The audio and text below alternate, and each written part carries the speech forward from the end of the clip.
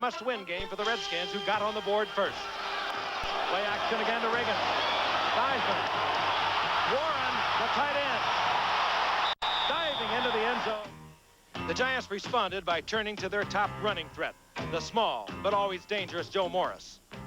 Morris. Big open hole. Morris is gone. Joe Morris. That tied the score at 7, which is where it stood in the second quarter when the Redskins tried some trickery. But this flea flicker failed to fool Lawrence Taylor, who got the sack on Joe Theismann. And we knew something was wrong when Taylor popped up and gestured to the Washington bench for help. It was a broken leg for Theismann and the end of a storied career.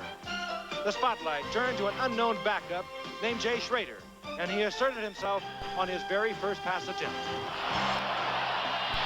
Schrader is wide open. And knocked inside the 15-yard line on a beautiful shot from Jay Schrader. That set the tone for Schrader, but his team still trailed 21-17 in the fourth quarter when they tried their second onside kick. They go with an onside kick once again. The ball is loose. Andy Hedden tried to handle the ball, and it was taken by Greg Williams, who hustled down under it. The Redskins marched steadily downfield behind Schrader, and then from 14 yards out, they went for the winning score.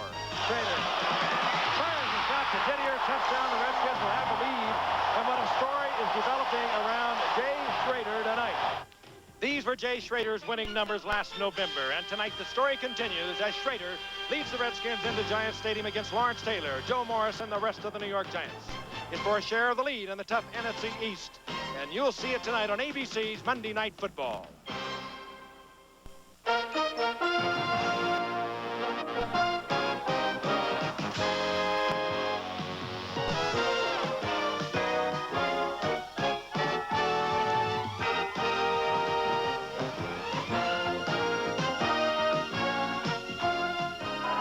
A pro, Billy Kilmer. It's 1st and 10 to the Redskins. The ball just beyond their 30-yard line. Play fake. This is going for Roy Jefferson. Jefferson beats Meadows. His score. On 4th down, goal to go at the 1. Reverse.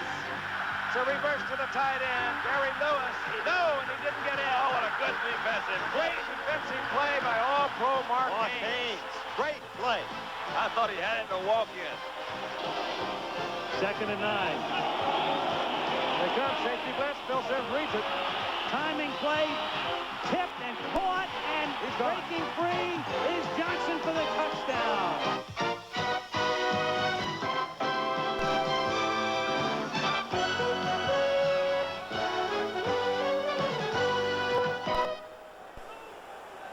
We are live from Giants Stadium in East Rutherford, New Jersey. Tonight, a key NFC Eastern Division game matching two longtime NFL rivals, the Washington Redskins and the New York Giants. This ABC Sports exclusive is brought to you by Mercedes-Benz, engineered like no other car in the world. By Miller Lite, for great taste, there's only one light beer. By MCI, communication for the next 100 years. And by Black & Decker, ideas at work.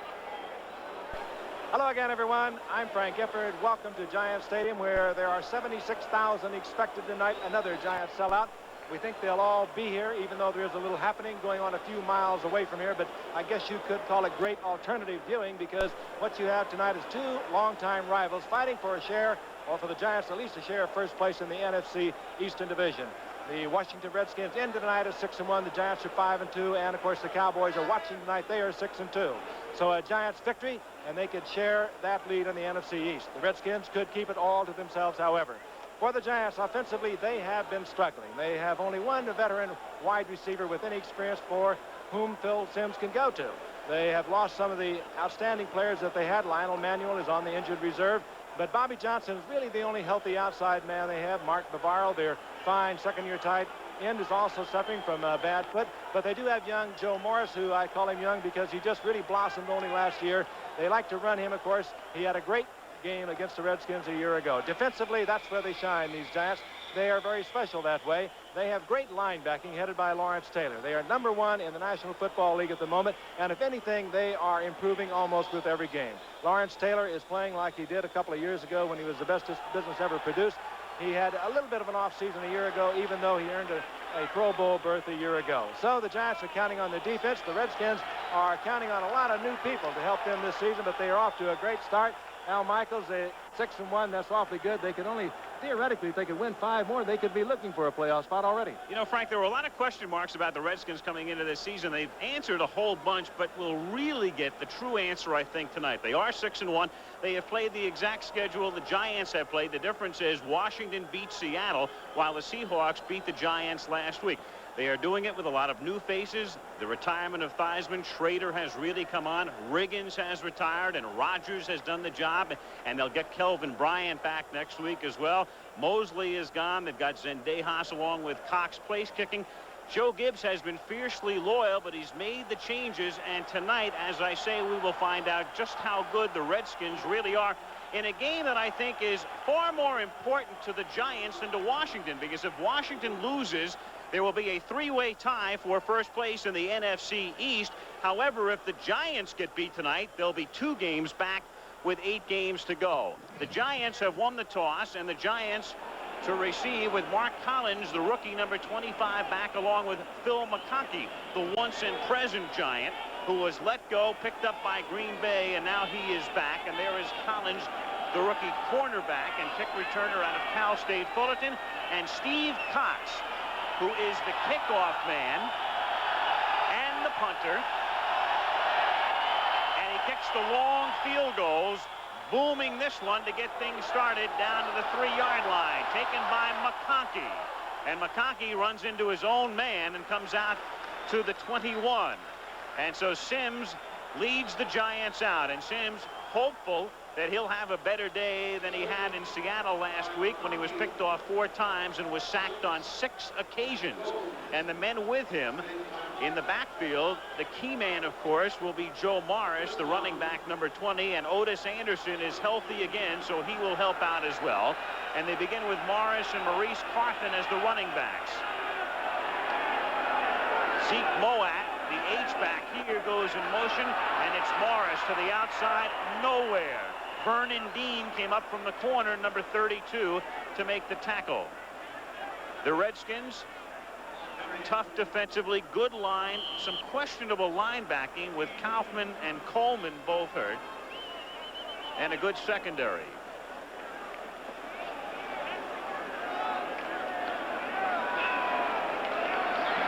Second and 12, Vince Warren, the rookie out of San Diego State, in for the Giants, and he is wide to the right. And again with Moat going in motion, it's Morris looking for room, breaking free, past the 30, has a first down at the 33-yard line. Darrell Green making the tackle.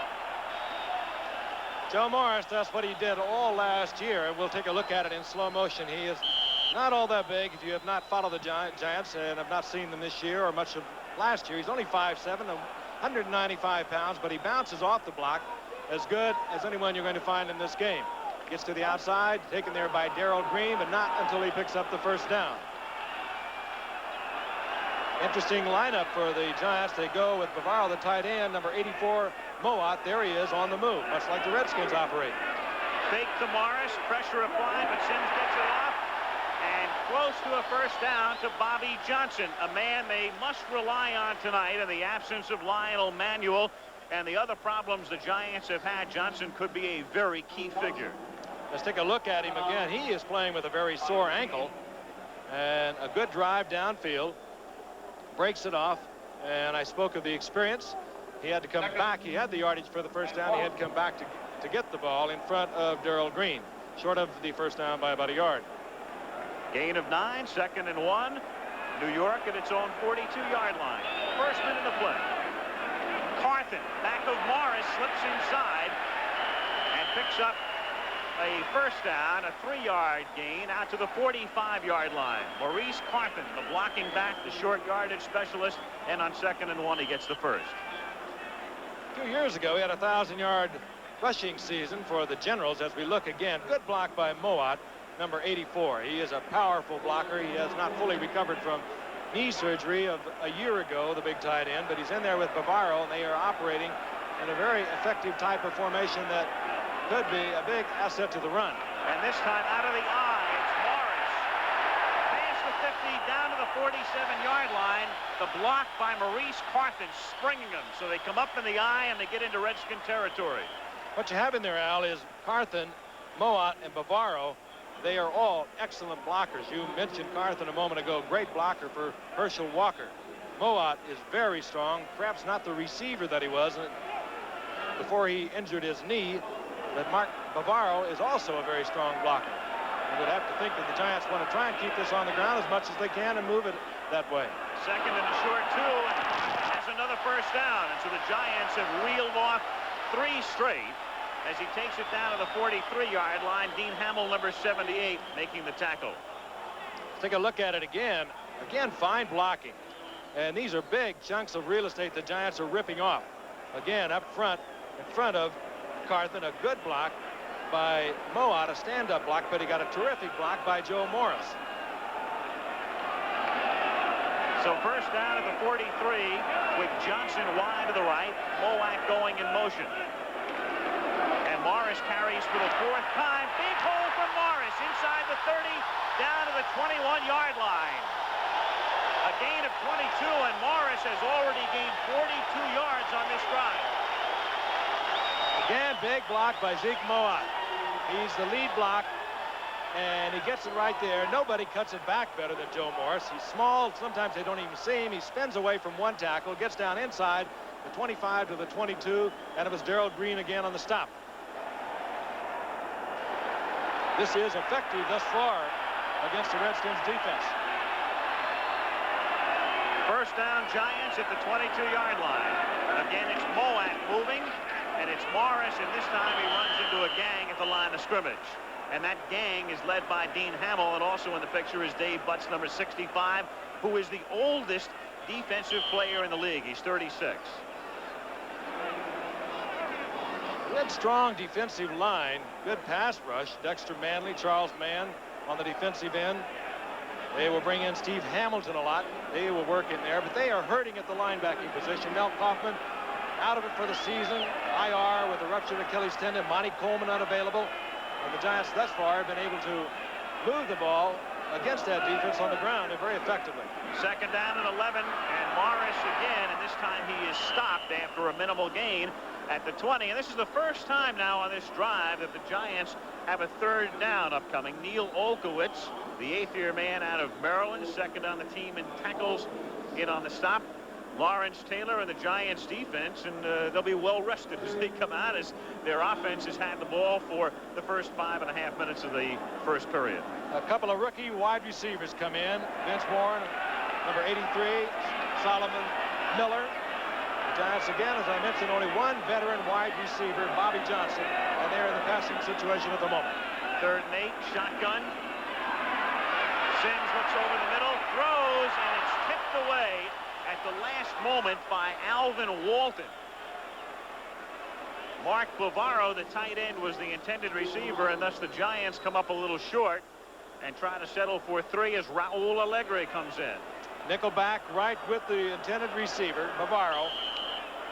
And Sims had all the time he could ever want. No pass pressure at all from the outside, Manley or man.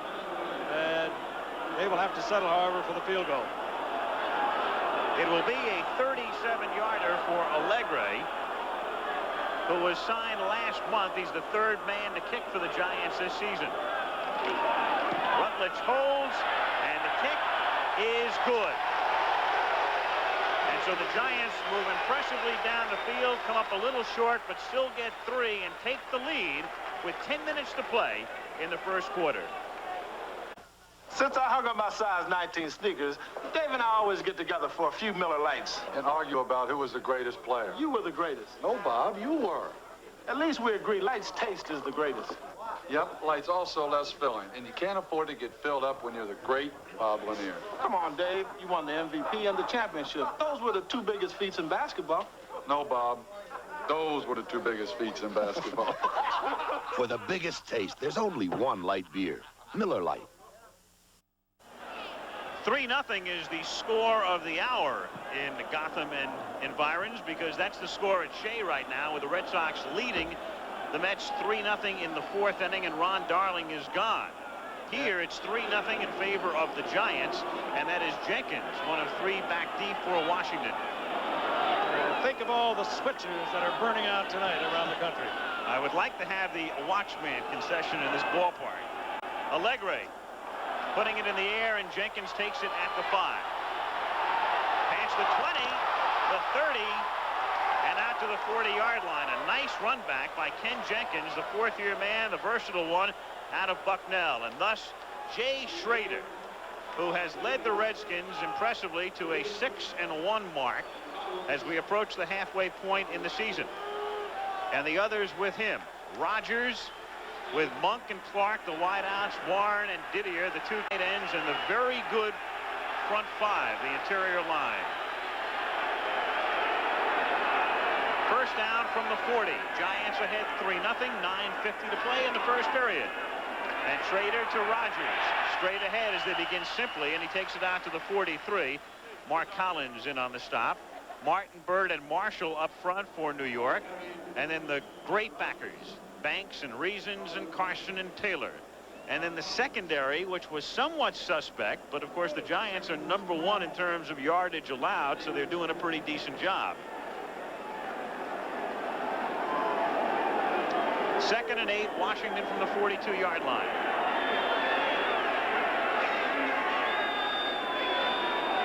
That's Warren in motion. And Rogers bumping and spinning, but only getting a yard or so. Tough yardage as he tries to penetrate the Giants front. The only problem Rogers has really had, Frank, has been the propensity to fumble of late. Carson making the last tackle. The Giants linebackers, as I mentioned at the very top of the show, they are as good as you are going to find collectively, and Rogers is coming out, and he was shaken up.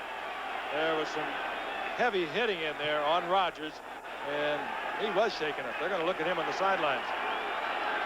And with Kelvin Bryant unavailable, not off the IR, this could truly hurt the Redskins. Keith Griffin takes his spot as the ace back in this set. And with Art Monk coming in motion to this side on 3rd down and 6, Schrader looking for Monk, who's covered well, and then goes deep, and it's batted away. Gary Clark had it batted away by Mark Collins. Had Collins not made the play, it would have been very close, as Clark was right there on the sideline. Schrader hung it up there for a long time, and let's take a look at Collins. He is the rookie from Cal State Fullerton that is probably going to remain a starter ahead of Elvis Patterson. They were shocked at this 2nd-round draft pick when he came into camp. He has great skill, he has great poise, and he played this well. Schrader hung it up too long, could have put it on a string, and that could have been a big pickup for the Redskins. Now they will have to punt. Now Steve Cox, who's versatile in that he punts, kicks off, and kicks the long field goals, with Phil McConkey back deep for New York. Booming kick, but a line drive, and McConkey fakes as if he's going to make the catch, and then lets it bounce into the end zone for a touchback. So out it will come to the 20, and the Giants come out. 8:09 to play in the quarter, and New York ahead on Allegre's field goal. The Los Angeles Rams, Eric Dickerson drives the offense. The Chicago Bears, the Super Bowl champs, always look sweet. It's ABC's Monday Night Football next week. Al Michaels, Frank Gifford with you. East Rutherford, New Jersey. The Giants, with a victory, would make it a 3-way tie for first in the NFC East. Dallas, Washington, and the Giants. Meanwhile, Washington trying to stay on top in sole possession of first as the season reaches the halfway mark. 3-0 New York. Sims and the Giants at their 20. And Otis Anderson is in the game. And it's Anderson who takes the flip pass, and Otis takes it out to the 26-yard line. So Anderson, who came over a couple of weeks ago in the deal with St. Louis, played sparingly in his Giants debut and then strained his hamstring and missed last week's game at Seattle, is back in there now. Very fine receiver, a multiple 1,000-yard rusher with the St. Louis Cardinals. The Giants and Bill Parcells picked him up for a 2nd-round draft pick and probably a 7th round, 2 picks. And if he stays healthy and stays contented, he could be one of the great trades they've made in a long time. Terrific receiver out of the backfield. The Giants out of the 2 tight end offense, and now with the conventional 3 wide receivers. And it's Anderson. And Anderson gets to the 30-yard line, which is where the Giants must get to for a first down. And so Otis on 2 carries Makes it 1st and 10. And there are some of the numbers as Anderson is now 39 yards away from moving into 10th place. Larry Zonka holding down 10th place on the all-time NFL rushing list. He had over 300 receptions, or just about 300 receptions with the Cardinals, so you know he works well out of the backfield. You throw him a little 2 or 3 yarder and he'll turn it into a big type of play for you. From just outside the 30, Sims throws into traffic and is lucky it's not picked off. A whole bunch of white shirts around Johnson, and Neil Olkowitz was the man who very nearly picked it off. Bill Sims had no reason whatsoever to throw that ball in there. There was nothing but Redskins around. Olkowitz was right there, moved over from the middle linebacking position. It was a zone coverage all the way against Bobby Johnson, and Sims had to have at least one alternate receiver out of that. He just followed Johnson all the way. Never took his eyes off him. That's the type of thing that has to drive Parcells crazy on 2nd down and 10. Morris hurdles for about 2 or 3. Sims can be so very, very good, and then occasionally, Frank, he's prone to making that type of pass. There he got away with it, but a lot of times, as was the case last week in Seattle, he won't. A lot of the criticism is unfair, however, for Sims. Over the years, when he's been playing with fine receivers, he has been exceptional. He was the MVP of the Pro Bowl last year when he had good receivers to work with. He's working with one experienced wide receiver, Bobby Johnson, tonight, who would not even be starting if Lionel Manuel and Stacy Robinson were healthy, and they're not the 2 best in the league. He concentrates on the receiver more than he should because he has to. 3rd and 7. McConkey is in there out of the shotgun. They blitz, and the throw is nearly picked off again. Darrell Green got his hands on it, intended for Solomon Miller, and they boo Sims and the Giants as they leave the field offensively. As we look again, it's also interesting, a totally different offensive setup for the Giants. They came out with their first possession, the 2 tight ends. They moved right down the field. They had Bavaro and Moat in there. No problem whatsoever. Now they come out with the 2 wide receivers and Bavaro a tight end. They couldn't move the football at all. Actually, a few of the boos, probably those who thought that Green may have interfered, but no way. Landetta kicking. Green calls for the fair catch. It's a short kick. It's dropped and recovered at the 30-yard line. A 36-yard punt, and Washington maintains possession. Gary Reasons was in the neighborhood, but right there it's Green who comes up about a half step short and then is able to recover his own fumble. 5:50 to play, first quarter, 3-0 Giants. My amigo Juan just came out from Mexico, so I'm introducing him to my American friend Larry and our favorite beer, Miller Lite. Por favor. Juan, mi Miller Lite de gusto porque it tastes muy bueno. Larry. Ladies, mimosa calorías and no gusto filiopo. El comprende? No, not really. For mucho great taste, there's only one light beer, Miller Lite. Does your friend speak any English?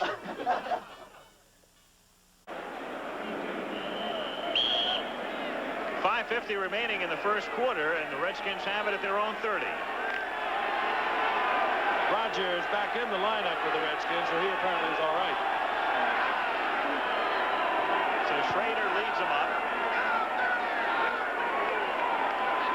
And with Warren in motion, the play fake, and then the flip out to Warren, carried right away at the 32-yard line. Perry Williams, the corner, the 3rd-year man out of North Carolina State, making the tackle. You mentioned, Al, the Giants defense leading the league, at least in terms of yardage, having given up an average of 247 yards per game. But over the last few games, the last 4 games to be precise, they have held their opponents to 193 yards per game. They have been playing spectacular defense, and you get the feeling when the offense comes on, they like to tell the offense as they pass them on the field, go out and hold them a while, because they are getting no support from the offense thus far over the last few games. 2nd and 8 from the 32. Monk in motion, quick flip over the middle, and the catch is made, and a nice catch by Don Warren right there. Carl Banks making the tackle, and they will spot it very close to the 40-yard line. The nose of the ball is on the 40 and close to a first down. In fact, close enough for a measurement, says Jerry Seaman. That play almost had to be one that was picked up by Joe Gibbs and his coaching staff, looking at videotapes of the specific Giant defense where they could get Warren inside, and They go quickly to the automatic and just short of the first by that much. Schrader stepped up, saw that defense that worked on it, I'm sure, all week. Came with the automatic and popped it to Warren. Meanwhile, they'll bring a third tight end in now. Number 82, Anthony Jones, comes in to set up on the left side. On third down, and you might even erase the ES on inches here. That's Warren who sets up as the fullback. The tight end 85 to lead the way for Rodgers, and it's easy for 5 out to the 45. So they put Warren in the I formation in as the fullback, and then Rodgers behind Mark May and R.C. Thielman, the 10-year veteran and former Falcon out of Arkansas. First down, Skins. George Rodgers, the former Heisman Award winner. Actually, and Bobby Beathard, who is the architect of this football team, he has put it all together. He was looking for somebody else when he called New Orleans 2 years ago. He didn't think George Rodgers would possibly be available. But Bum Phillips traded him off, and he is the key man with Calvin Bryant on the bench now as far as the running game for the Redskins is concerned. First down from the 45-yard line, and it's Rodgers again on a slow developing play that never gets developed. Leonard Marshall, number 70, broke it up. 2nd and 11. Great offensive line on the part of the Redskins, but it's tough to run laterally against the Giants. It really is. They're pulling everyone. There's number 68, Russ Grimm, and coming from the other side, Thielman, the guards. But the Giants have these big linebackers, 6'4", 235, 240 pounds, and they pursue as good as any linebacking core in the league. And you saw the effect of it right there, a loss of a yard. Rodgers out and Keith Griffin in now, and Monk goes in motion to the far side. 2nd and 11. Schrader, screen for Griffin. Hit at the 44-yard line and down there. Andy Hedden, number 54, who doesn't get a lot of ink because he's the other linebacker, in on the play.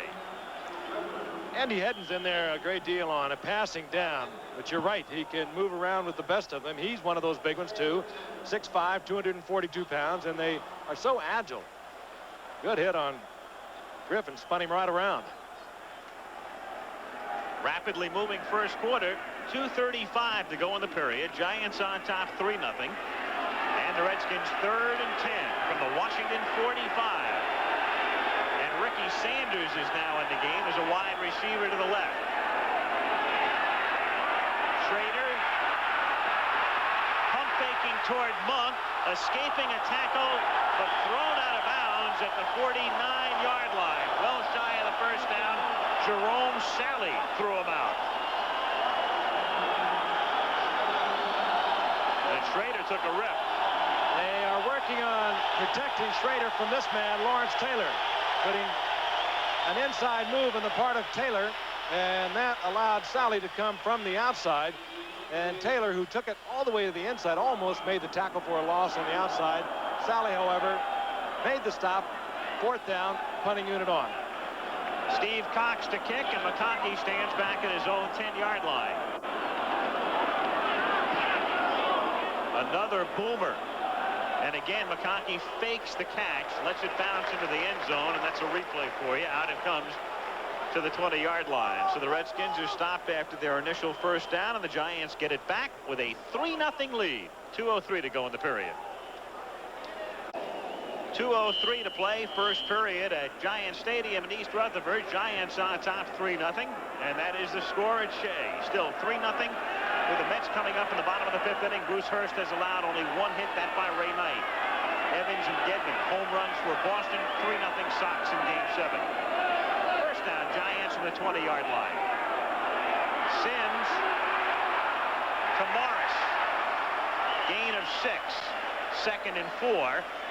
Olkowitz in on the stop, and Hamill put the pressure on Sims. Giants back in the 2 tight end offense now. Interesting, during the commercial break on the sidelines with Bill Parcells. Parcells had both Moat, the tight end, Vince Warren, the wide receiver. He was waiting to make sure the Redskins had their defensive personnel set before he decided which way he would go. And he came with the 2 tight ends, and they moved that very well with Moat and Barbaro in there on their very first series. Second and 3, Morris for a first down and a lot more to the 43-yard line and a run down by Charles Mann. That's good, strong running by little Joe Morris, who now he is slow getting up, and he does appear to be in pain. Broke a couple of tackles at the line of scrimmage. But he is down out at the 45-yard line, and he is patting his left leg. Maybe the last man offensively they could afford to lose right now, since they're minus so many weapons. Again, the lead blocker is Carthen. Two tight end offense. Number 84, see that? He got enough of a block out there against number 57, Malott, to let Morris break inside. But the big concern right now is the fact that Morris is not getting up, and they are looking at his left knee. And right now, George Young is pretty happy, and so is Parcells. They made that deal for Anderson a couple of weeks ago. Morris went down, and Charles Mann went down right on top of him, and they slid along the turf for several yards. Joe Morris, who came up really 5 years ago, as we look at the reverse angle, didn't play that much the first 3 years, and then all of a sudden blossomed into a major superstar in '84, and then last year was sensational with over 1,300 yards and gets an ovation as he leaves the field, and he does appear to be all right. Big week last week. He gained 116 yards against Seattle, but the Giants were done in by a couple of untimely interceptions and lost 17-12. So Anderson comes in to replace him, and Galbraith is the other back next to Otis. First down, Giants at the 43. Sims over the middle to Galbraith into Washington territory. First down at the 42-yard line. Galbraith has been doing that for a decade now, the all-time leading receiver as a back. Doesn't get the big yardage on his receptions, but he's always a checkoff man. Sims looking down, looking deep, nothing happening there, running out of time, looks around, finds number 30, pops it to him, and Galbraith tacks on a nifty little run, and the first down is inside the 45-yard line of the Redskins. Galbraith, no stranger to catching the football. He normally catches more passes than he rushes during the course of recent seasons anyway. First down at the 42. This will be the final play of the period as Sims goes over the middle and has the tight end Bavaro trying to shake free. And he's able to garner another couple of yards and make it second down and 2 as the period runs out on the tackle by Malott. They love Bavaro here. That's the kind of football he plays. He is tough, he's big, he's strong. He's the man you can always look for the Giants to go to, because Bill Parcells, he is the man that I look to protect me. He gets good yardage. See, you can't imitate the old Uke just like you can't imitate Miller Lite. All these fans, I love them. Hey, Light is still the only leading beer with a third less calories than the regular beer and a great taste, too. Let's go, fella. Oh, I must be in the front row. Imitations don't make it.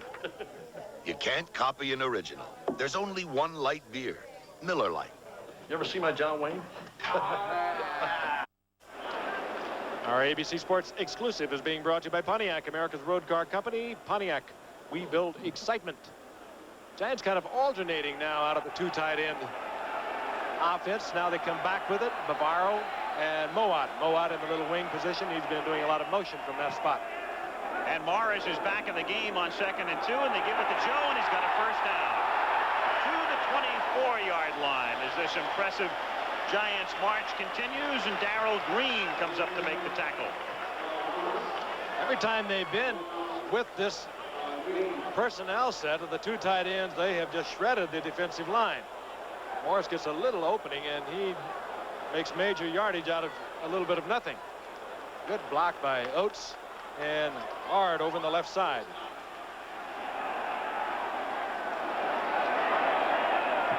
First and 10 from the 24. Morris again back of Carthen and takes it down to the 19-yard line.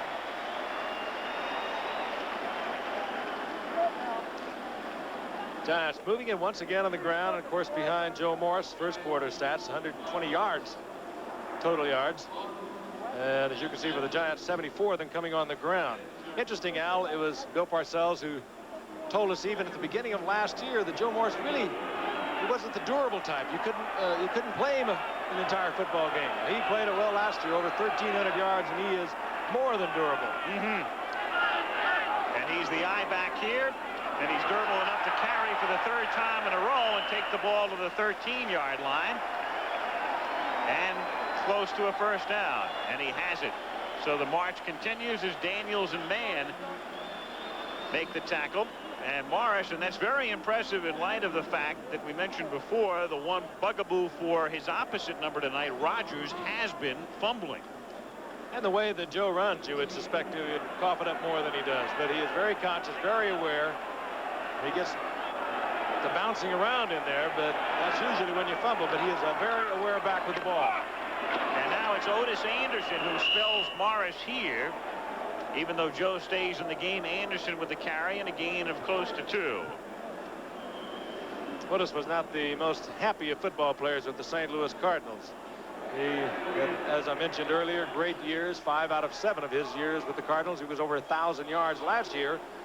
He didn't play. I think he missed the last 6 or 7 games altogether. He had a sore foot, but there was also a lot of talk about him being terribly unhappy and not wanting to play there. 2nd and 8. Sims' 5 completions have gone to 5 different receivers, and here's Morris for the touchdown. And the block by Anderson. Otis Anderson, who never wanted to be a fullback or a blocking back, but is just happy to be here, and the Giants are happy he's here, and so is Morris on that particular play. He gets a big block from Anderson, but he got great penetration at the line of scrimmage. There was one miss there, and then out in front, a couple of Giants gets the block from Anderson, kind of a shielding block, if you will. But over on the right side, Nelson was there, Godfrey was there. They did a tremendous job, and the Giants are really moving this ball on the ground, and they're doing it almost effortlessly.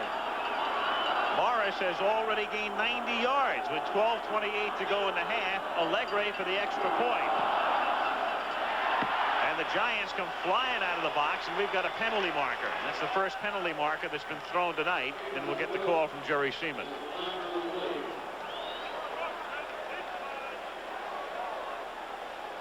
Offside, number 56 defense. The extra point is good. 5-yard penalty, succeeding kickoff. Calvin Daniels was offside. Joe Morris has given the Giants a 10-0 advantage. Let's look at it again. This run and the others you've been watching against what was the 3rd best defense in the NFL only a year ago. It is not even nearly close to that this year, and the Giants are moving it ever so easily on the ground. Otis Anderson with the assist as Morris gets into the end zone. That man who was with a team that is now 1-7 is looking at some possible playoff money. You think he's not happy? Yeah. Allegre's kick, good kick. Ken Jenkins downs it in the end zone. The Redskins are weak at their linebacking position. The Giants came out tonight, 2 tight ends. This is Zeke Mowatt. He has put on a couple of great blocks early in this game already, and he comes back with a block against Calvin Daniels right in his face, and it's kind of block that you really want to get from a huge tight end like that. You're right up in his face. You're not knocking him down. You're not bullying him around, but you're keeping him away from the running back and letting the running back make his move either inside or out. Joe took it inside, got the block from Anderson. The easy score. 1st and 10. Washington from the 20-yard line. Monk goes in motion in front of Warren, and the handoff goes to Rogers. And the former Heisman Trophy winner out of South Carolina and the New Orleans Saints #1 pick a few years ago, who came over to the Skins, takes it out to the 25. We were talking with the personnel director, Bobby Beathard, who's done a remarkable job over the years with these Redskins. And he just flat stated that he was scared to death of this Giants team, particularly their defense. He wasn't too outspoken about their offense, but he was terribly concerned about the defense. That the offense has been moving the ball and well here thus far, and the defense is playing like that you would expect they would, and that is superb football. They're in trouble, I think, the Redskins tonight. Rogers gets buried. Harry Carson was the first of the blue shirts. Hey, that's what you love if you're a defensive coordinator. You get one hit at the line of scrimmage. You got another one coming in there. You got the safety man flying in there. And this is kind of infectious. And this is the way the Giants play their defense. 56, Taylor getting buried underneath. And now everybody in on it. Number 55 is taking the pop. And number 53, Harry Carson. They were all there. That's what you love as a defensive coordinator. Crowd loves it too, Al. Rogers out, Griffin in. 3rd down, 6. Schrader sending Clark in motion from the 24. Flushed out and down. Oh, they're hot tonight. They're everywhere. George Martin was there. Jerome Sally comes in when they go to the 4-down lineman. They had Schrader out of the pocket. Coming from that 4-down lineman, George Martin, 75, kind of the designated pass rusher. From the opposite side, Leonard Marshall. Schrader never had a chance to set up and even look deep downfield. He gets sacked inside the 24th down. Out comes the punting unit, and the Giants should get it back in good field position. That's McConkey standing in his own 35. Cox has boomed both punts thus far into the end zone. 56 yards and 53 yards gross. And this one a fair catch for McConkey at the 33-yard line. And that's a 48-yard punt. Good kick. Giants have it. They'll spot it at the 34. 10:20 to go in the half. Well, these trivia questions are tough. Okay, Boom Boom. What did Al Capone say when surrounded by the FBI? Heck it, Bob. He's right. I don't believe it. Name the English band that performed the first rock opera. Who? He's right again. Amazing. All right. What beer tastes so good it's the 2nd largest selling beer in America? Miller Lite. Coming right up. He won the game. This game is easy. No question about it. There's only one light beer. Miller Lite. Al Michaels, Frank Gifford, 10-0 the Giants, leading Washington 2nd quarter. Meanwhile, at Shea Stadium, bottom of the 6th, Rafael Santana at the plate. 3-0 Boston as Santana hits a grounder to short, and Owen makes the play to the right of second and throws him out. Wait a second. Wrong hat on here. Just want you to know we're on top of things, gang. 1 out in the bottom of the 6th. Here, 1st down and 10 from the 34. And Morris is stopped for a loss of 1 by Charles Mann. 2nd and 11. You want some rugby scores? Busy night. This city has really been turned on, though, over the last few weeks. Jets playing well, Giants playing well, Mets doing the impossible. I tell you, that was a good play by Owen, though. 2nd and 11 at the 33-yard line.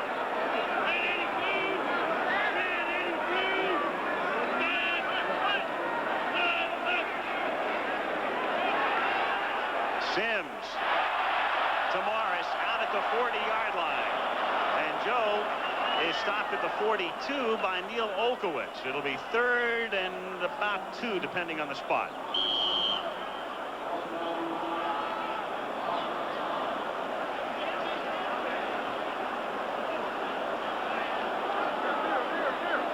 Giants changing off once again. Mowat comes in.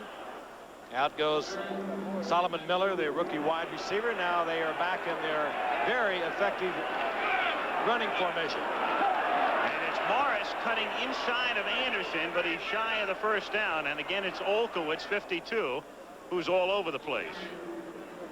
Olkowitz, very interesting. You get the feeling, and you have over the years, he's now in his 8th year out of Maryland, that they have tried to replace him over and over at that middle linebacking position, and he just hangs on. Came in as a free agent in '79, became a starter as a rookie, and they have never found somebody to match his skill. Sean Landetta now to punt, and Ken Jenkins back at his own 10-yard line.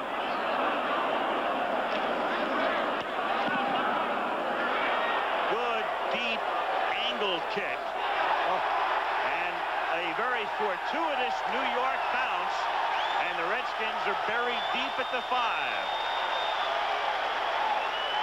53-yard punt. He's been leading the NFC coming into tonight, and that was a beauty. The Redskins are deep in a hole. Turn that sucker over. IB. Sean Landeta, some impressive numbers. Of course, he had that one ill-fated punt, though, in the playoffs last year. It'll never be forgotten. Right. He whiffed it. He walked over to the sidelines. Bill Parcells never asked him again. As he came off the field, he said, "What happened?" He said, "I missed it." Bill Parcells said, and we'll leave a part of it out, "You what?" He's never talked to him again about it. Skins from their own 5. 8:10 to go in the half. Monk in motion. Schrader fakes the draw and then finds Didier. And Didier takes it out to the 17, so they have breathing room and a first down. Clint Didier, who was Neil Lomax's favorite receiver in college at Portland State. Now we can tell you about college football. Check your local listings. Oklahoma to take on Kansas, or Ole Miss against LSU, and College Football Today coverage Saturday at 3. Next week will be at Soldier Field. Rams and Bears. Good one. Monday Night Football. Dickerson and Payton. Not bad. From the 17. Schrader. Complete to Rogers, and Rogers at the 30-yard line. Reasons makes the tackle, and that's when you look for receiver number 5. Rogers doesn't catch many passes. In fact, it's only the second he's caught all season. That's not many, is it? Never a touchdown. He's one of those rare birds. They use him in a single back offense to run the football. They seldom get him into a pass pattern, and the only time you're going to get a completion to him is when you have a problem like Schrader had then. You get in trouble, you look around, that's the only person you can find. But he does get the first down.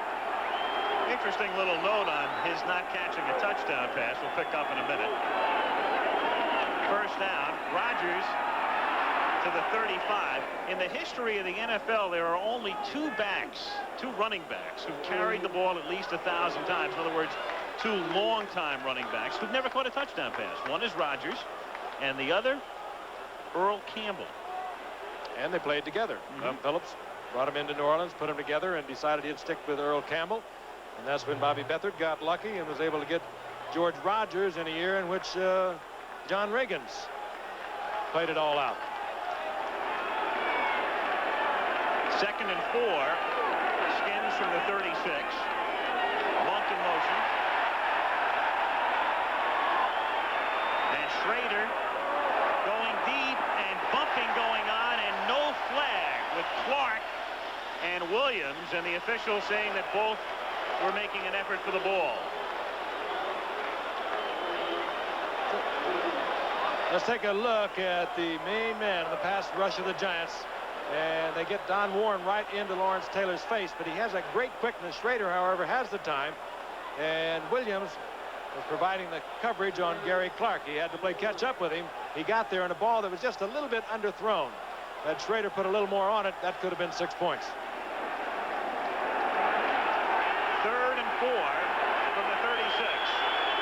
Giants 10, Redskins nothing. Schrader for Monk. First down, flag down near the 45-yard line and away from the play. We've got a penalty marker. Clear across the other side of the field, the flag is thrown.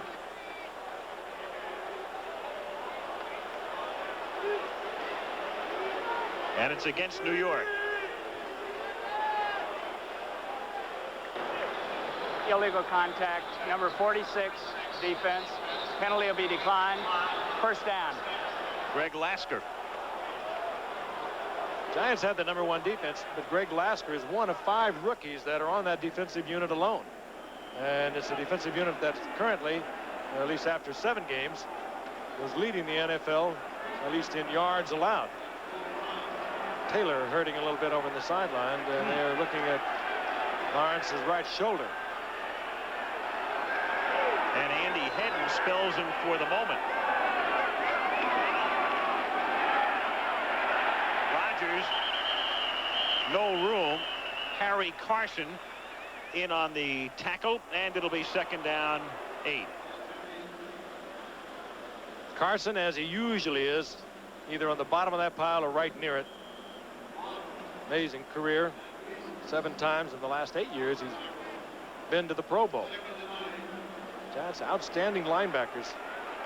You can't say they don't lose something when Lawrence Taylor goes out, but it isn't a whole lot because Andy Hedden is an excellent linebacker that would be starting for most teams. Crowd is responding to what's happening at Shea, and they're reacting to the Mets as Schrader goes deep for Clark, and Clark makes the catch and gets down to the 5-yard line where Mark Collins got beat and finally makes the tackle. So they're happy about the Mets at Shea and not too happy about what just happened here on a 49-yard reception by Clark. Single coverage, the rookie from Cal State Fullerton, Mark Collins, in against Gary Clark, and Collins did not even know until that moment that ball was thrown, but he was trying to play catch up with Gary Clark, who can really fly. He's not big, 5'9", but he put the sprint on and ran right by the rookie Collins. Good pass by Schrader and a good read by Schrader. He picked up the single coverage and found that it was Collins against Clark. So as the crowd responded to a run-scoring base hit by Keith Hernandez in Queens, it's 1st and goal Washington from the 5, and Rodgers gets racked up. And down here is where the Giants get exceedingly tough defensively. Hard to run away from them because they pursue so well. And the best thing you can do is come with some sort of play action, hold them if you can, and put the ball in the air.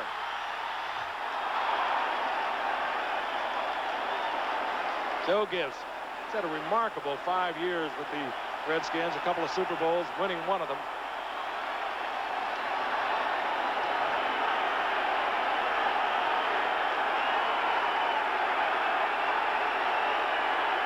Second and goal.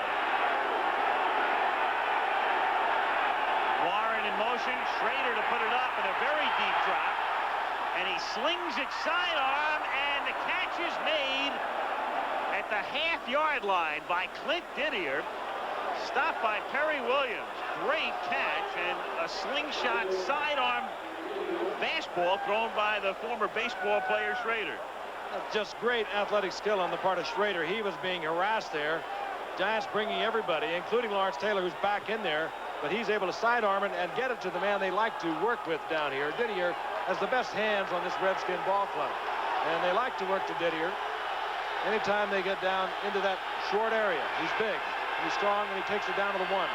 Meanwhile, there was motion there, and a flag goes down as Rodgers carried it in, and Didier was the man who was moving.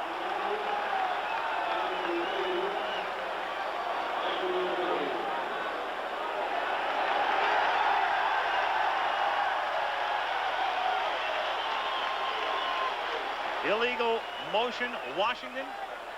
It'll cost them the touchdown temporarily.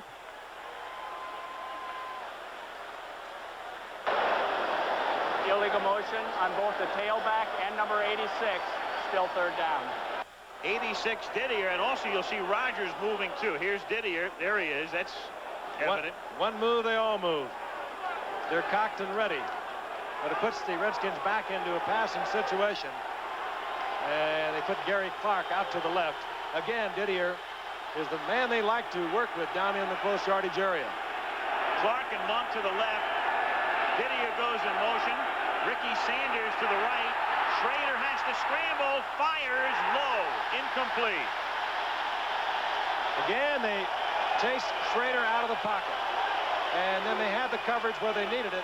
That pass was designed to go over to the left side where Clark was working with Didier. Schrader had no chance. He's looking over there, wants to go over there, and now he just knows he can't do it. And he has one receiver and a couple of Giants on him here, and that will prevent the touchdown as they bring out the field goal unit. And thus that motion penalty will probably wind up costing them 4 points. Assuming they settle for the 3 as Max Zendejas tries to make good on his first field goal as a Redskin. He missed his only attempt last week against St. Louis. And there's his first 3-pointer as a Washingtonian. 3:21 to go in the first half as the Skins get on the board, but they're not too happy about it. 10-3 Giants. They should have had 7. Taylor back in the game. get an ovation as they come off. They have been just playing superb football throughout the entire season.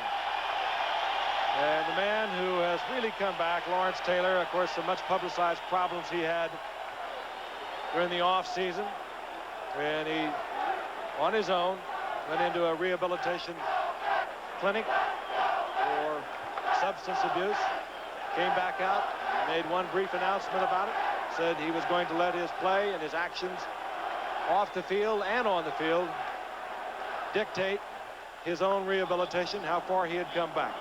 He has refused to comment on anything about that to anyone ever since he came back. But he has been a spectacular player once again. He wasn't less than spectacular a year ago as they continue to look at his right shoulder. He was a Pro Bowl. He's been a Pro Bowler in each of his last 5 years. But he has also put on another kind of a fight and a rather spectacular one over this past off season. And the word is that Taylor has a pinched nerve in the right shoulder. Steve Cox's kick will go out of bounds. They'll do it again. The Mets have tied it 3-3 at Shea Stadium at the end of 6, and here with 3:17 to go in the first half, 10-3, the Giants on top. Speaking of Lawrence Taylor and his problems during the offseason, his own self-commitment to a rehabilitation clinic. There's a great program going on in California started by Del Williams, a former San Francisco 49er, called Pros for Kids. I'm going to have the opportunity to be out there again on Wednesday night, as I have in the past when they have had their annual fundraising dinner. The First Lady will be there, Nancy Reagan. But they bring in an amazing amount of athletes from all over the country. And what they do is they go out and work with the kids in the community. They go out and talk to the youngsters where the problems really begin. And they have done a tremendous job. And I know you're familiar with it, Al, but it has had amazing success out there. And a good friend of ours and your former teammate Lee Groscup also involved in helping that program along as well. It'll be a great night, Wednesday night. Headed, of course, by the First Lady, who has been so active and so busy and so tireless in her work against drug abuse. From the 30-yard line, taken a yard deep by McConkey. Buried at the 18-yard line. Tackle made by Todd Bowles, and we can tell you that Sunday, and it begins at 10:30 in the morning Eastern time, the New York City Marathon. Making their way through the streets of the Big Apple. Live coverage, per usual, on ABC Sports, 10:30 a.m. Eastern time, Sunday. That is a wild scene when they come off that Verrazano Bridge to begin that. Without paying the toll, too. Morris takes it up to the 20-yard line to gain 3. Clock down to 3 minutes now to play in the half. Joe Morris at 5'7", 195 pounds, cracked some remarkable records of some great runners up at Syracuse. We think quickly of Larry Zonka, Jim Brown, just a few of them.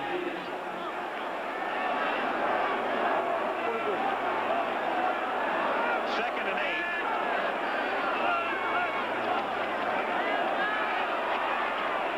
Over the middle for Anderson.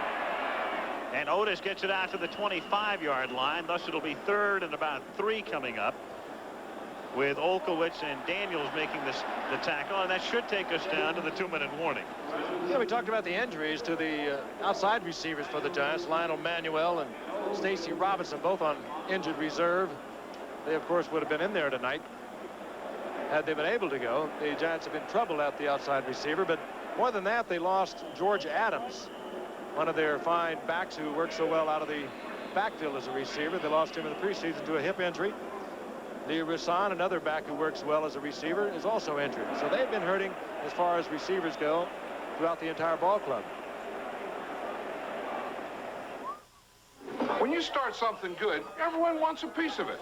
Take light beer from Miller. Now there's lots of light beers out there saying they're less filling. Heck, that was the easy part. The hard part is brewing a light beer that tastes great. That's why Light's always brewed only with the finest ingredients. To let all that great beer taste come through for guys like you and me. The taste that's made light beer from Miller, America's favorite light beer. Hey, I always thought it was easy opening can.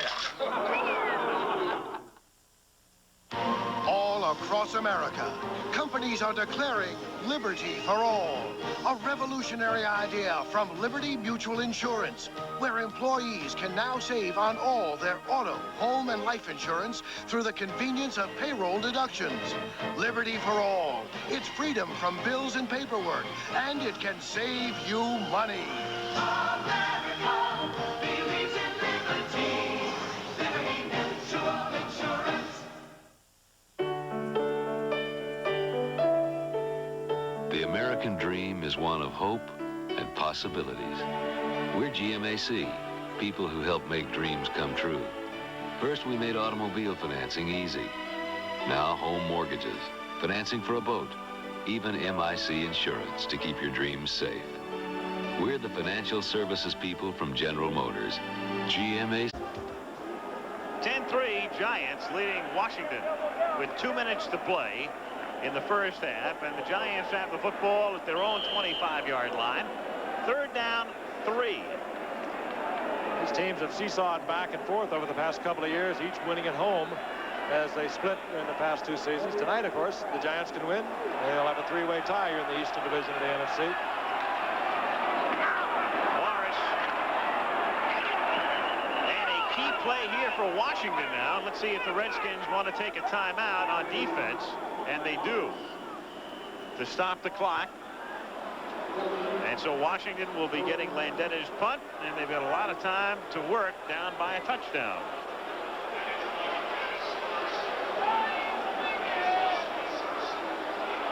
Jenkins goes back.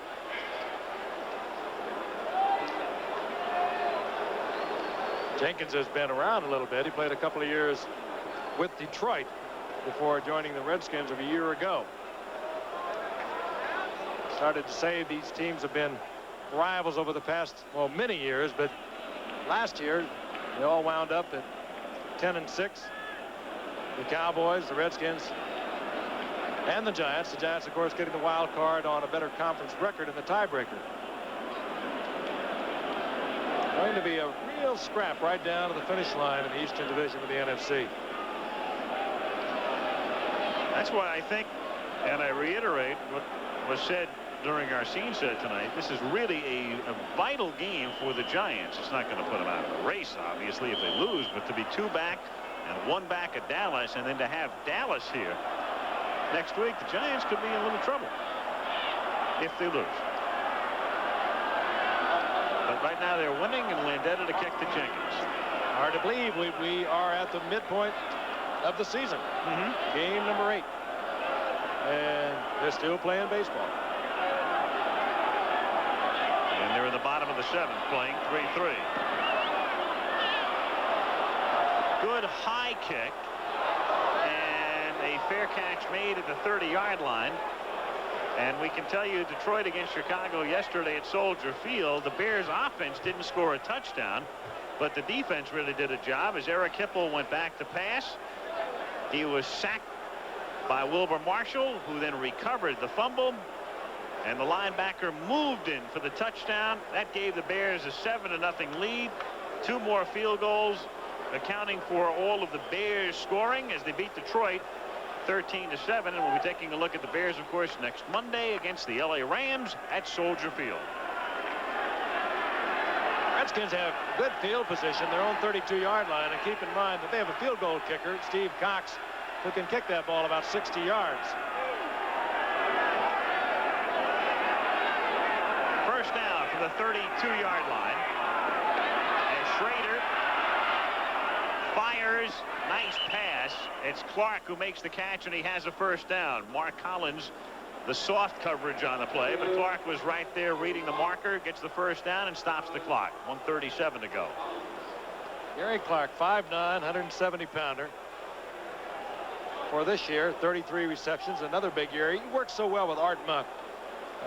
Truly gifted receiver on the other side, number 81. But last year, when Gary Clark arrived on the scene from the USFL, he was spectacular. 72 receptions, and he has been able to get himself open here tonight.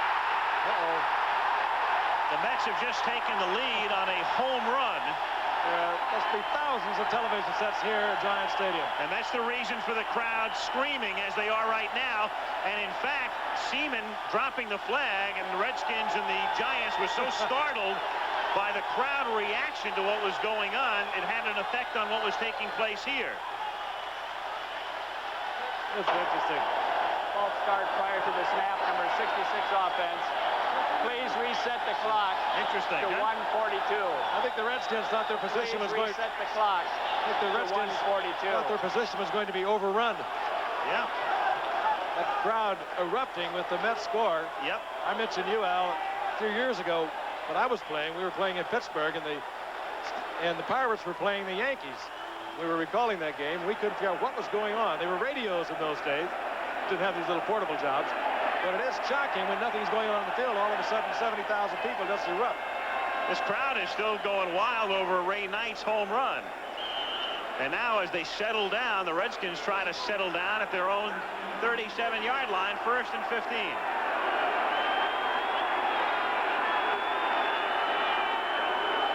Didier in motion.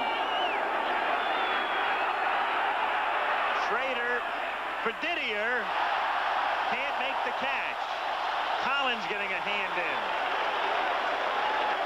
Collins got a hand in, but Didier was also open. And again, Schrader could have put that out in front, and they would have been in field goal position right there, just a little behind him, and Collins was able to play catch-up and deflect the ball away. Schrader has a strong arm, however. It was amazing. Last year, when Theismann went down with a broken leg, he came in and boom, hit immediately on a 40-yard pass to Art Monk, and he has been starting quarterback ever since, and this team has really rallied around him. They believe in him. 2nd and 15 from the 37-yard line. Schrader slipping and sacked. Taylor gets credit. Schrader felt his breath, and then Lawrence applies the coup de grace. Timeout, this time New York. It'll be 3rd down and a mile, and the Giants take the timeout. Taylor again coming from over the right side. You can block him at the line of scrimmage, but he's so quick when he slips off that block that he's there. Schrader, of course, having his own problems and lost that split second, and Taylor was there with his 8th sack of the season. Just amazing over the years. I mentioned the 5 consecutive Pro Bowls, over 50 sacks during that period of time, and keeping in mind he's often double teamed, many times even triple teamed.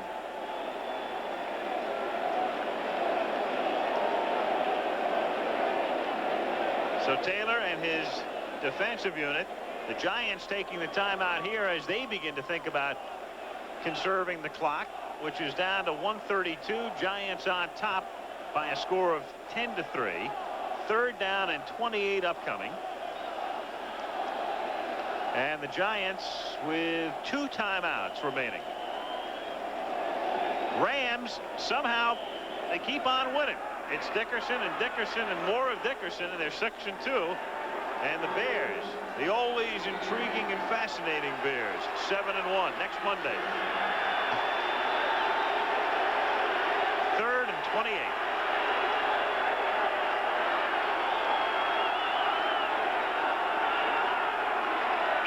Keep it on the ground and give it to Keith Griffin. Nothing. Time to tick away a few seconds and force the Giants to use another timeout. And they will. The Giants take their timeout here, so they're going to have 1 timeout on offense when they get the ball back, and they're going to have some time with 1:24 remaining in the first half. Giants on top 10-3.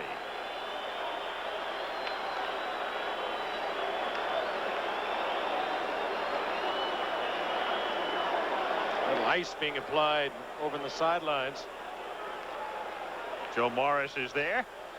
Timeout here. Meanwhile, Green Bay led San Francisco yesterday 14-0 early in the game, but the Niners defense really did the job. Randy Wright put it up 54 times.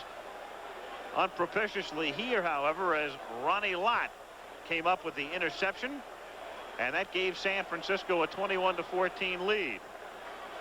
As Ronnie Lott brought it back all the way, he returned it 55 yards, one of 2 interceptions for him.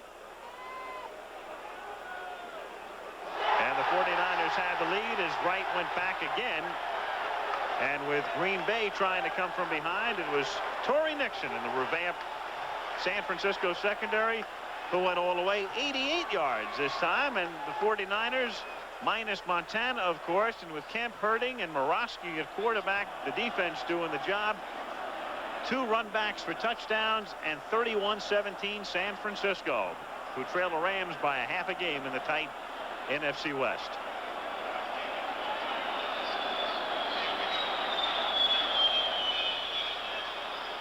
Interesting turnaround a few moments ago. The Redskins were calling timeout, trying to get the football and put something more on the scoreboard. Now, after the sack by Taylor, the Giants used a couple of timeouts, and they should get it back in fairly good field position. McConkey out there at about his own 30-yard line. And now what's happened? Well, the Mets are getting at least another run as Evans gets the ball back in, and Dykstra just scored. This is wild, isn't it? Bizarre. Everybody's got a watchman here, or a radio, or whatever, or word of mouth, and the Giants are going to get the ball back. What else would you like to know? Cox to McConkey at the 33, and McConkey takes it to the 40-yard line. And so the Giants with 1 timeout and 1:14 after a 44-yard punt and an 8-yard run back, and some final instructions from Parcells to Sims. McConkey will stay in. That would indicate the Giants will have the 3 wide receiver offense in there. And this is what we've been talking about. This is going on all over the stadium.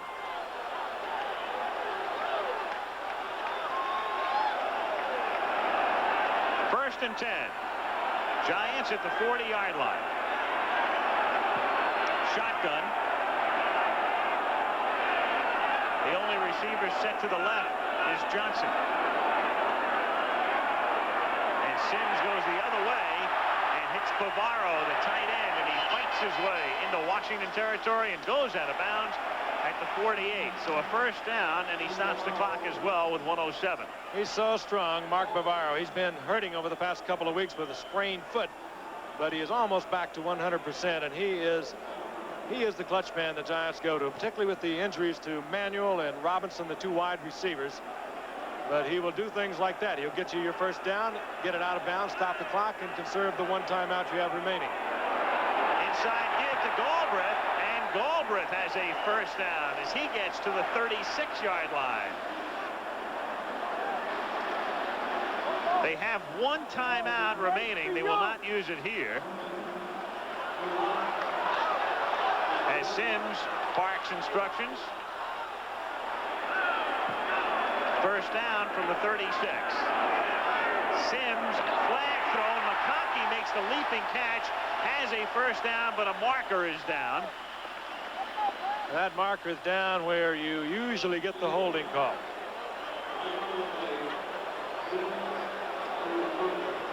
Against the Giants.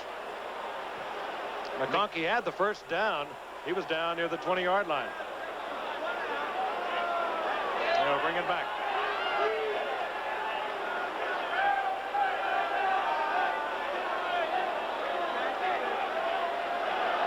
Illegal hands to the face. Number 65 offense. Still first down. Bart Oates, the center. Well, that's a tough one to call today, the way you can use your hands when you block. And Oates is shaking his head. He's probably been doing it all night. All of a sudden draws the flag. So they're out of field goal range at the moment on 1st and 20 from the 46. Allegre's longest kick this season is 44. They work from the shotgun. Dumped to Galbraith over the middle. And Galbraith will stay in bounds. Obviously, he's in the middle of the field at the 37-yard line. And thus the Giants are compelled to use their final timeout here. And Sims will go over to get his instructions. And the game is being played out as we look at the Giants field goal kicker. And mentioned that they have been changing quite frequently. Well, over the past 23 games, the Giants have had 6 field goal kickers. And it all began with Ali Haji Sheikh, who had a great season in 1984, pulled a groin muscle at the beginning of last year. They brought in Jess Atkinson. Then there was Eric Schubert. Then there was Bob Thomas, formerly with the Bears. Then there was Joe Cooper. And now Raul Alegre, who has been kicking over the past few years with the Indianapolis Colts. And there they all are. They've all been here one time or another. Everybody but Gifford. Well, they're digging, but not that deep. They offer you a tryout? I think they have their own Walkman over the bench in front of the Giants. So many of these Giant ball players, great Mets fans. They better be thinking about this drive right now. 2nd down and 10. No timeouts left. For 28 seconds, you have to think, get the ball to somebody who can get the ball out of bounds and stop the clock. Right now, it would be a 55-yard field goal attempt if they can't pick up any more yardage. They dump it to Galbraith. Galbraith escapes one tackle and then gets to the 28-yard line. Malott got screamed out.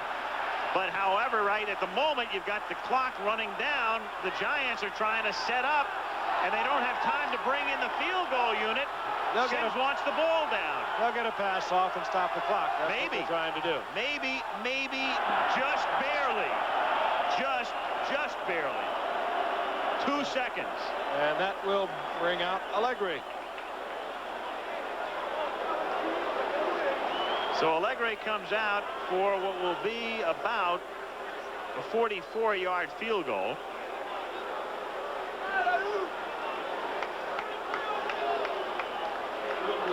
He has one of 44 yards already. And he's made one of 37 tonight. This crowd comes to their feet. They have put the thrill back in the conversion of the field goal here at Giant Stadium. Jeff Rutledge to hold. Good snap, good placement, good kick. And a good effort to get it into field goal range after they picked up that penalty. And Sims able to get it out of bounds and stop the clock and set it up for 3. So Allegri has given the Giants a 10-point lead. The Giants mounting some impressive drives early on, and then the perfect kick here. Plenty of distance and splitting the uprights, and he knew it from the outset. 13-3 Gents at the half. Back after this word and a message from your local station.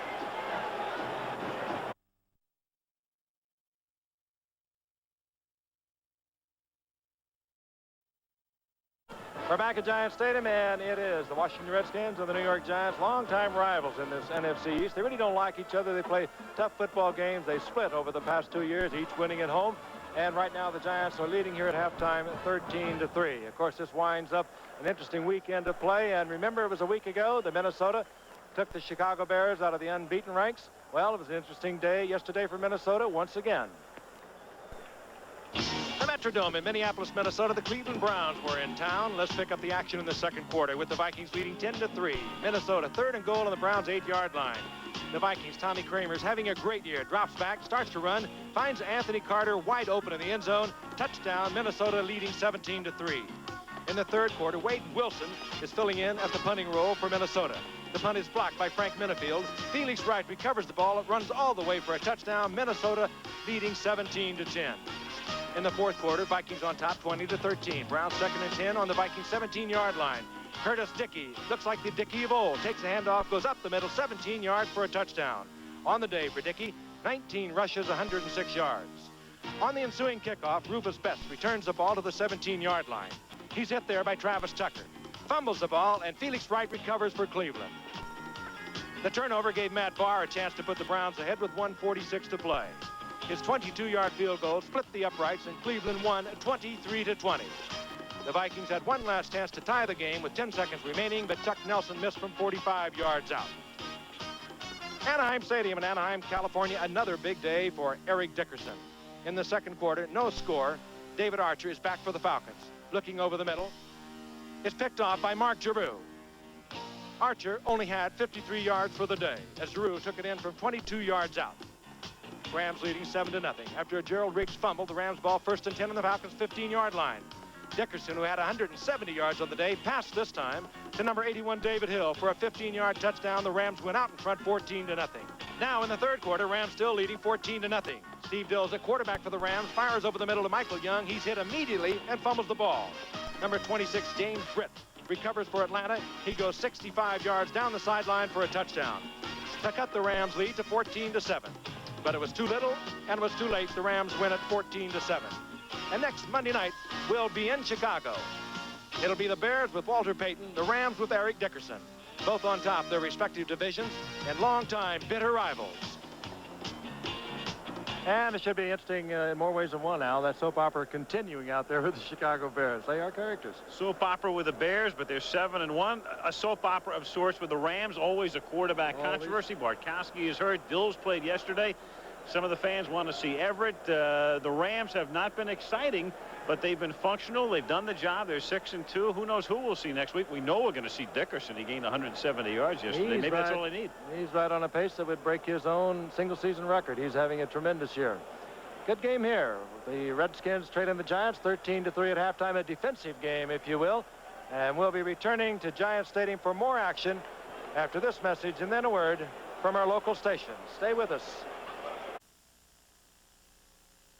ABC's Monday Night Football is being brought to you by Miller Lite. For great taste, there's only one light beer. By Renault Jeep, where commitment to quality and innovation form a winning team. By Liberty Mutual for all your auto, home, life, and business insurance. And by Domino's Pizza. You can avoid the Noid with Domino's Pizza. Domino's Pizza delivers. One call does it all.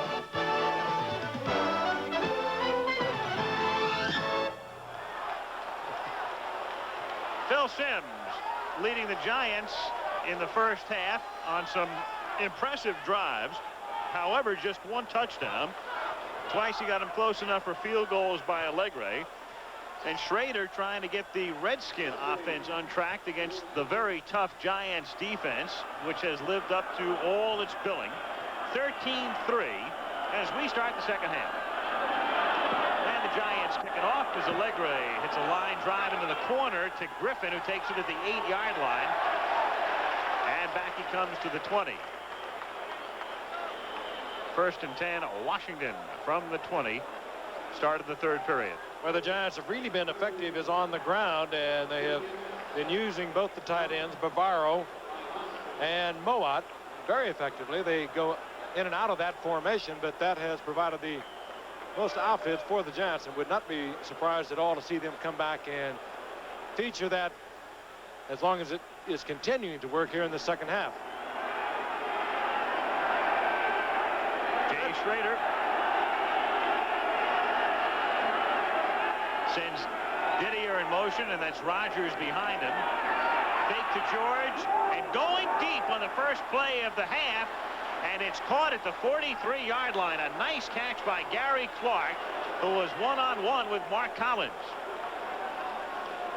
The Giants come with the blitz, and that means you're going to get single coverage, and a good read by Jay Schrader. He looked up, saw it instantly, knew he was going to have the individual coverage, and he had Clark on Collins. Clark has beaten Collins now on a couple of occasions, and once again, had Schrader put that out just a little farther, that would have been a 6-pointer. A couple times now he has underthrown Gary Clark in what could have been touchdowns, and that underthrowing it by about a yard allows Collins to make up the distance between them, and they are talking about something now down on the field. I think we're going to get a check from the book from Jack Reeder, the replay official who is upstairs and working tonight, to see if this is a catch, whether he trapped it or not, had control of it, and we should have the verdict in a moment. Looks like a catch to me, beyond a doubt. Looked very good, but was he juggling it?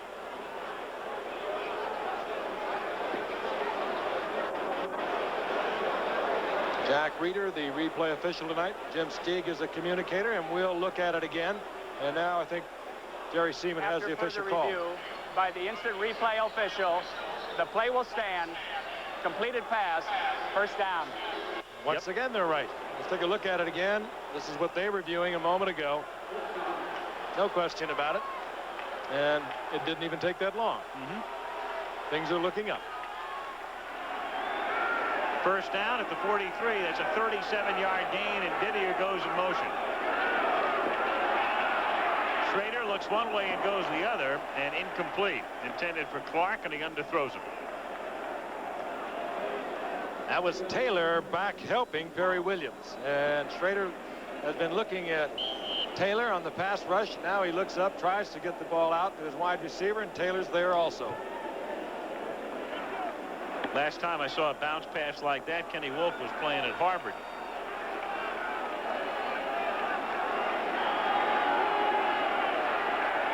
Second and 10 at the 43.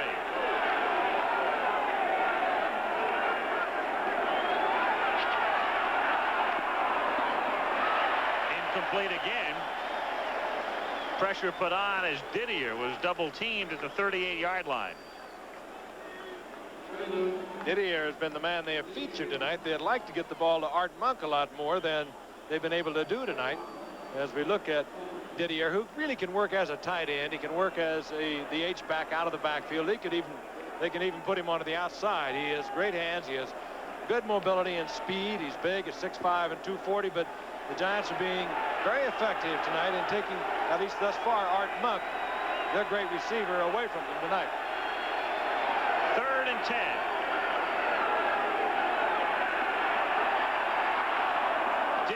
It's Warren who makes the catch at the 38, and Warren gets to the 34, and he does not have the first down. So it's going to be 4th and a yard or maybe 2 at most. Collins makes the tackle. They mark it very close. And this is going to be an interesting call by head coach Joe Gibbs. It's 4th and 1. So if you're going to go for a field goal, it's 51 yards, and it's certainly within Cox's range, but they're not. They're going for it. And when you've got Rodgers, and you can put Warren in front of him in the eye, it's not a bad idea. And George pulls ahead, and let's see where they mark it. Harry Carson leading the charge. Carson met him, but it was a second effort by Rodgers that should get the first down. Rodgers is big at 230 pounds, and Banks is slow getting up, but Rodgers on the second effort does get the first down. Barely. Tell you, Carson is one of the fine tacklers inside you're going to find in this game, and he met Rodgers head on. Rodgers bounced off and was able to get the first down. Good effort. First and 10 at the 33-yard line.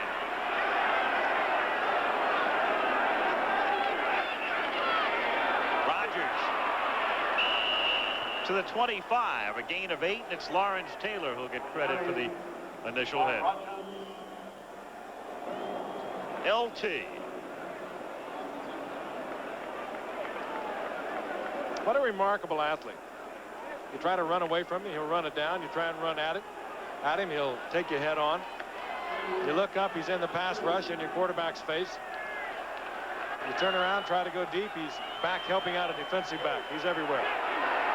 Giants have allowed just 2 field goals this season in the third period as Rodgers takes it to the 23 and very close to a first down. 12 minutes to play, third period. Giants leading Washington 13-3, and it's third down. You're looking for a whole lot of glitz in your offense. You're not going to get it from either one of these ball clubs. They don't believe in it, number one, and they honestly, with the exception of just a couple of players like Art Monk, who has pretty much been eliminated from the Redskins offense tonight by the Giants defense, they don't have a lot of spectacular players. Just steady, hard fighting football players, but they feature defense. On 3rd and inches, they put it up and have it batted away. Carson got his hand on it. Odd call, very odd call. But I guess they figure they'll go for it on 4th down, and they'd catch the Giants napping possibly on 3rd and inches.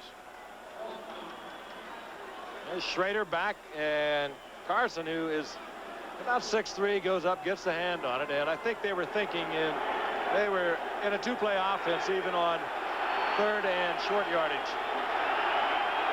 So now fourth down, and again, everybody in the park knows it's going to be Rodgers. They believe in their offensive line, and they believe in Rodgers. But the Giants stop him. They'll have to rethink it. Yep. I'll tell you, that's challenging a very tough defense.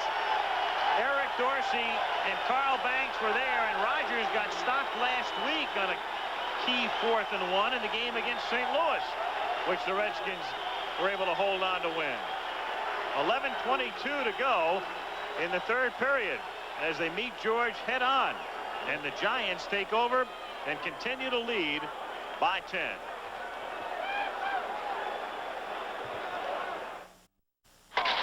Nothing beats a cold Miller Lite when you're watching a game under the hot sun, eh, Sparky? Yeah, you great seats, too. I bought them last week, got them on sale.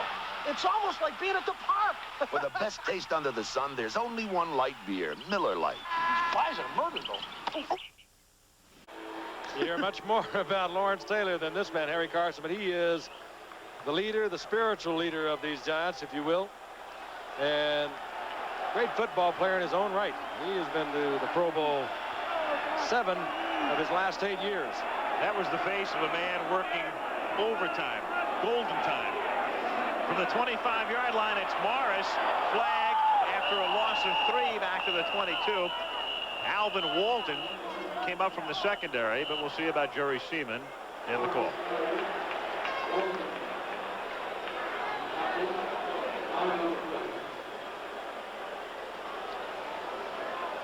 Against the Giants, I assume they'll take the, well, let's see, they should take the play in the down and the loss. Holding number 60 offense, a penalty will be a decline, 2nd down. Brad Benson, so there's your choice there. Is do you want it 1st and 20 if you're the defense, or 2nd and 14, and they'll take the play. Both teams, once again, very confident of their defenses. And that reflecting the confidence of Joe Gibbs and his.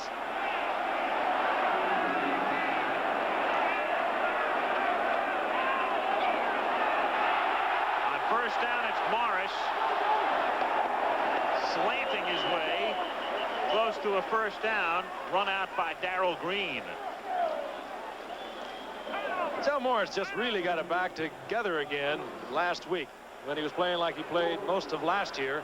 He was a long-time holdout in training camp, had a good game up against Seattle, a 100-yard plus game, and he has picked up again here tonight. This is just great effort and a lot of strength from the little man. He gets a bunch of it back following that loss a few moments ago. Comes up about 3 yards short of the 1st down, but it's amazing the tackles he can break. Again, 5'7", 195 pounds, and we'll have almost 11 minutes to go in the third quarter, and Morris is over 100 yards for the night. Averaging about 5.5 yards a carry. He's carried the ball 18 times. 3rd and 2. Sims batted incomplete. And Bavaro got tangled up after the play, but no call. Bavaro knocking down Darrell Green.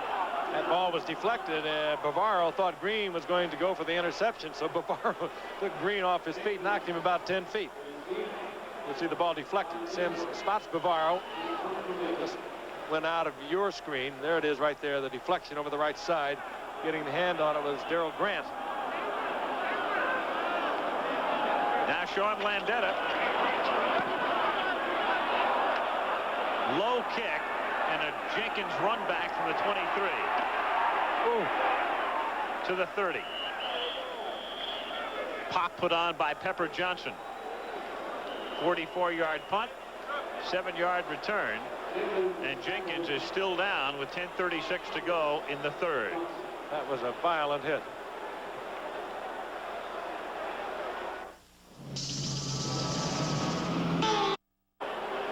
Al Michaels, Frank Gifford with you as Ken Jenkins has at least assumed that posture as he got ripped on the run back after a 7-yard return and goes head on into Pepper Johnson.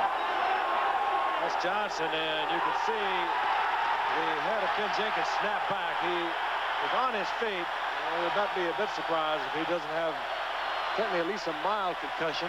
He was looking around in a rather curious way, and having been in that position before, it is a very curious feeling until everything starts to come back together again. It would be nice to think they were cheering for Johnson. What they're cheering is Strawberry's 8th inning home run at Shea, and the Mets lead 7-5 in the bottom of the 8th. And here, 13-3 Giants as Washington takes over at its own 30-yard line, 1st and 10. Rogers still going nowhere, and the tackle made by Jim Burt, who will live forever in my mind because he was the guy. Remember when they beat the Raiders in L.A. and Parcells was so excited and Bill was coming off the field and he almost took his head off. In Parcells' elation, he came up from behind and knocked Burt's helmet off and nearly knocked them out.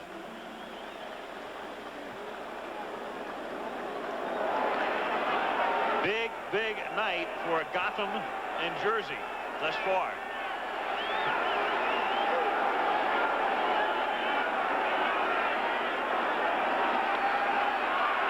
Second and 9. Picked off at the 45 by Perry Williams. And back to the 30.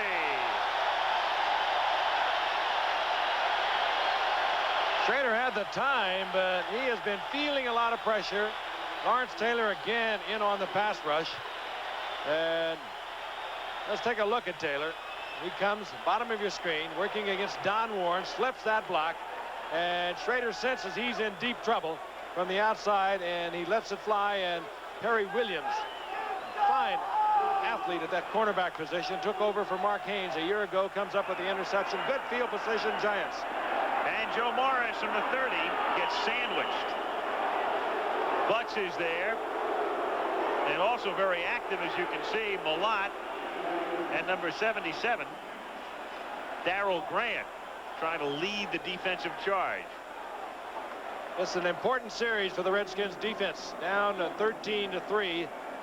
You don't want to go down 20-3. You don't want to go down 16-3 to what right now is the toughest defense in the NFL. 9:10 to play, 3rd period. Sims going for the end zone for Johnson. Touchdown. That's spectacular. A great throw. Sims had to have it right there, and Johnson was able to concentrate and hold on to it.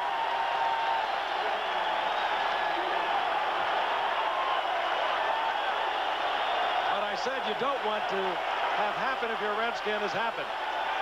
Let's take a look at Sims. Good protection. Both the backs took a quick look. No blitz. Anderson looked. Morris looked. And then they both went into the pattern. It left Dean all alone against Johnson. And Johnson, with the diving concentration, was able to come up with a super catch.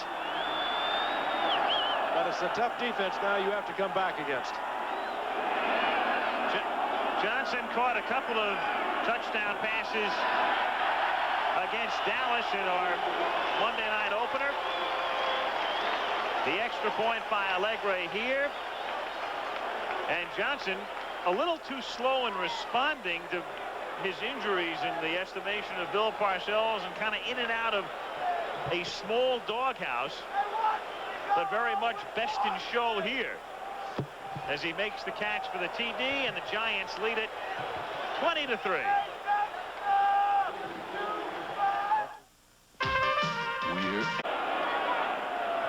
The Giants, after the interception by Perry Williams, go in on a 30-yard pass to Bobby Johnson. They lead now by 17 with 9:04 to play in the 3rd period, and Allegre kicking off. Keith Griffin, Archie's brother, from the 6 to the 22.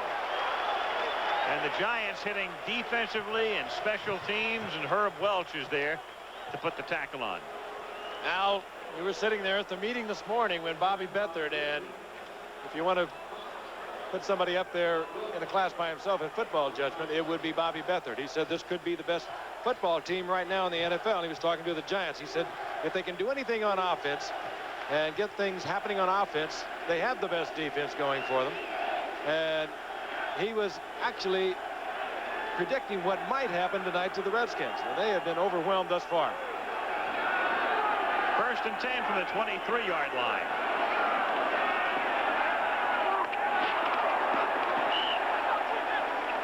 to the 28 goes Gary Clark for a gain of 5.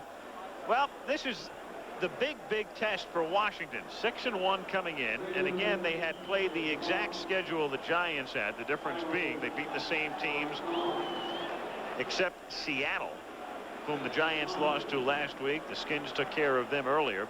Both have lost to Dallas, and again, if the Giants win this one, there would be a three-way tie. Skins, Giants, Cowboys at the halfway mark. 2nd and 5. Giants secondary really doing a job, and that pass is out of bounds.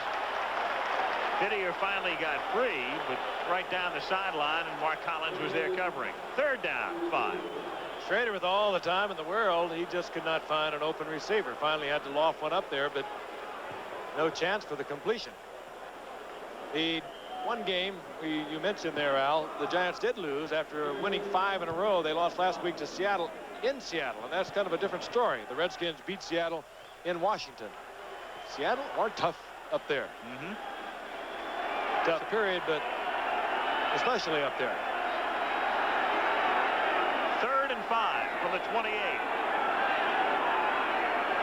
And with Clark in motion, Schrader under pressure, and gets it off and deep, and out in front is Sanders. He's inside the 20, the 10, and he gets Washington very much back in the game, down to the 1-yard line.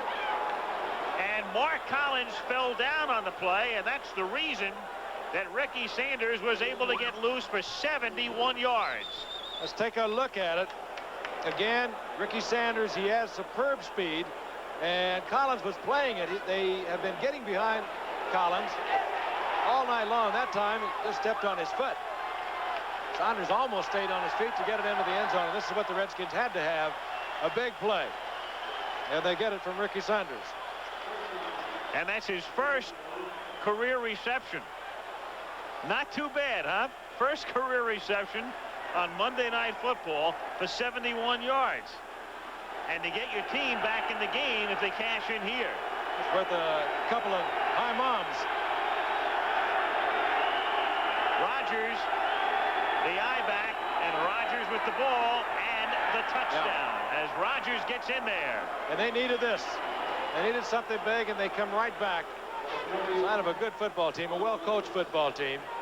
They did get the break with Collins falling down, but they capitalized on it. They get it into the end zone, and they keep themselves alive. And the NFL record, as you can see, 13 games in a row in which you score a rushing touchdown. And Rodgers is just too shy now of tying that mark, the mark set by his former teammate. 11 consecutive games in which he has rushed for a score.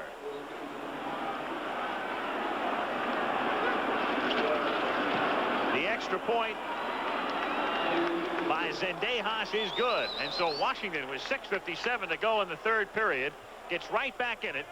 It is 20-10. And Parcells, who had watched his team assume what appeared to be a pretty comfortable 17-point cushion, sees Collins fall down and Sanders get free and Rodgers go in for the score, and there is Sanders as it's 20-10, and that has momentarily stilled this crowd of 75,000 in the Meadowlands.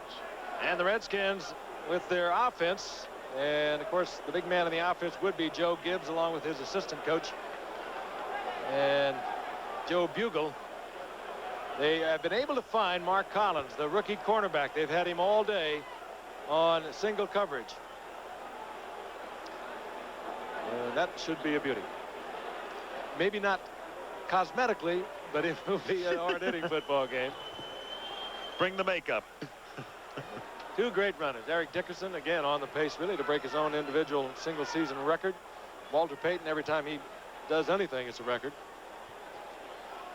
Chicago, of course, strange happenings out there. Signing of Doug Flutie has set off a lot of conversation back and forth between head coach Mike Ditka and the principal Jim McMahon. They are different. Never a dull moment with the Bears. It will not be next Monday night. Meanwhile, 20-10 now as Steve Cox kicks off for Washington.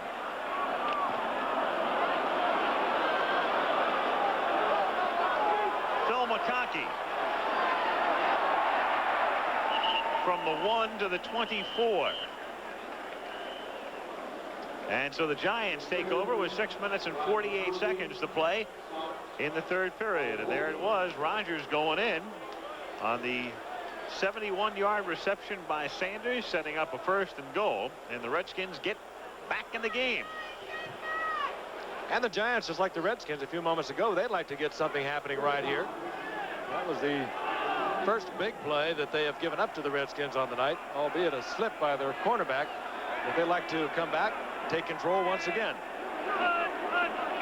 1st and 10 from the 24 as Morris takes it out to the 28-yard line.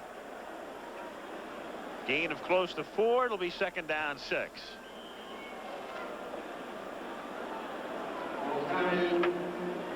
Dexter Manley, one of the true solid pass rushers around the NFL. He's right up there with the best of them.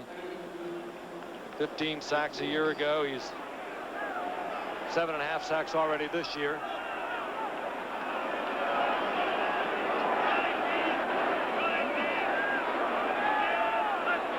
On 2nd and 7, Sims, and dropped at the 41-yard line. Otis Anderson unable to hold on. That's kind of uncharacteristic of Anderson. He has good hands, works well out of the backfield, good receiver with the Cardinals. Just lost the concentration there for a moment. Sims had it right in there. 3rd and 6.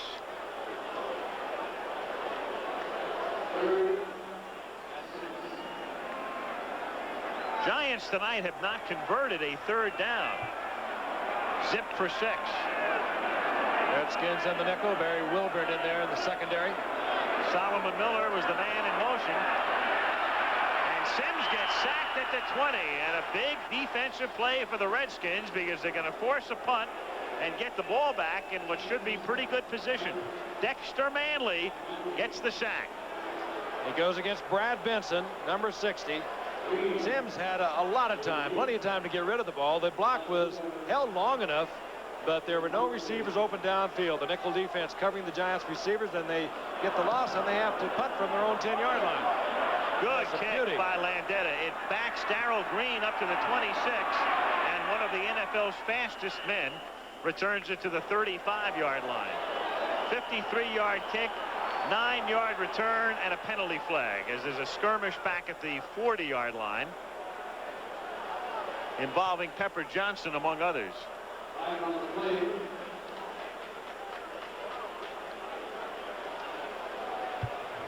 Johnson and Angelo Snipes were tangled up in a 4-round preliminary altercation. It was just a lot of hugging. There was nothing thrown except the flag. No kissing, though. Personal foul against Johnson.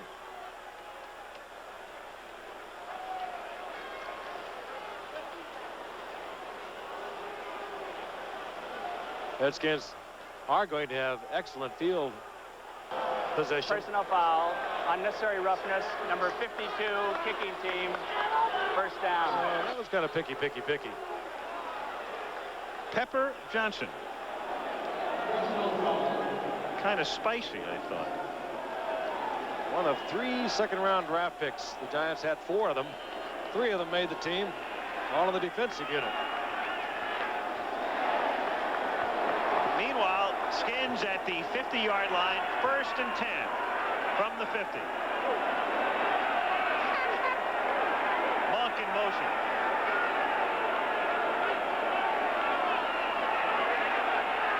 Schrader over the middle, wide open is Clark at the 35-yard line, and he takes it to the 32. Now the Giants, we mentioned before, had not given up a touchdown in the 3rd period until tonight. They've already given up 1, and now the Skins have moved it to the 33 with 5:20. Clark has caught 5 passes now for 118 yards, so a 10-point Giant lead. And meanwhile, a 3-run Mets lead in the 9th inning at Shea.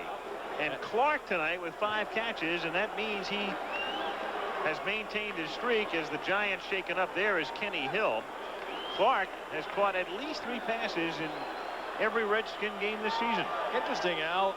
Art Monk, who has caught at least 4, has 1 reception. Let's take a look at Gary Clark. And Kenny Hill is number 48.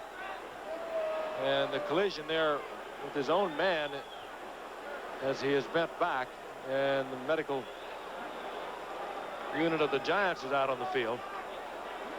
Kenny Hill, the strong safety, came to the Giants a couple of years ago from the Raiders.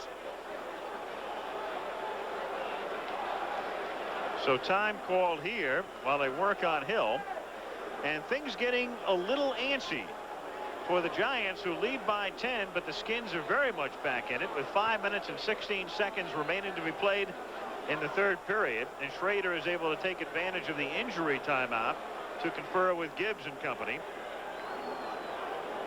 Parcells, meanwhile, who has watched his team build a big lead, now trying to hold on. Cannot be too happy with what has happened. Mark Collins falling down, allowing Sanders to take it to the 1-yard line, allowing the Redskins really to get back into it. And they continue to look at Kenny Hill. But credit the Washington Redskins. They have stayed right with it. They have started to move the football. The Giants have pretty much taken Art Monk out of the game tonight. But in doing so, the Giants have allowed Gary Clark to run relatively free out there, and they have been wise enough and quick enough to pick up on it, and they have really worked Gary Clark against the Giants defense. He has been the big factor. Kenny Hill appears to be all right, and he should be coming back into the lineup. Meanwhile, they bring out Herb Welch, second-year man out of UCLA. And it's Welch who lines up on Didier's side with Monk and Didier to the right, and now Monk going in motion. First down from the 33-yard line. Schrader chased and throwing off balance and incomplete. Gary Clark was the intended receiver, and Lawrence Taylor put on the sprint. Once again, Taylor in on the pass pressure, and Schrader, had he perhaps had another fraction of a second, would have been able to unload the ball. The Redskins had quickly picked up on the fact that Hill was out, Herb Welch was in. They had Didier working against Welch, and had Schrader had a little more time, he might have been able to get the ball to Didier and into the end zone.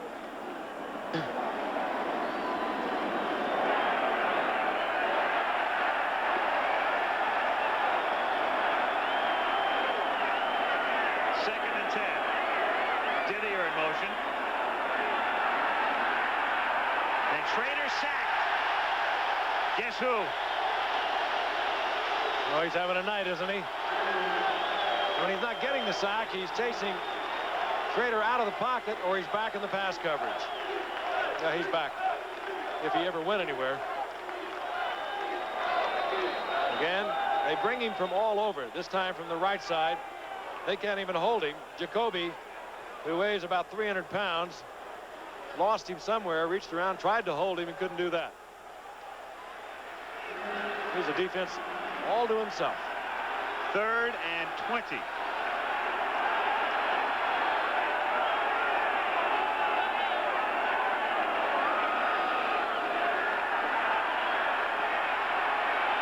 Schrader, and wide open is Clark. Touchdown.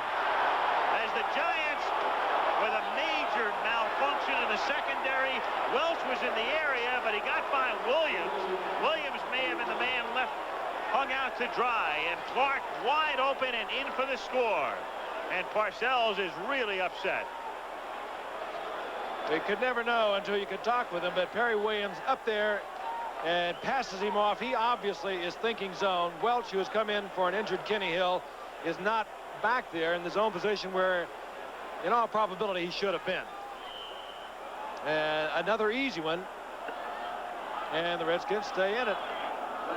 Gary Clark has been all over the ballpark tonight as the Giants have concentrated on a brilliant receiver, Art Monk.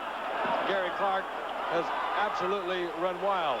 And so Zendejas with the extra point, and again it goes back to Kenny Hill coming out of the game.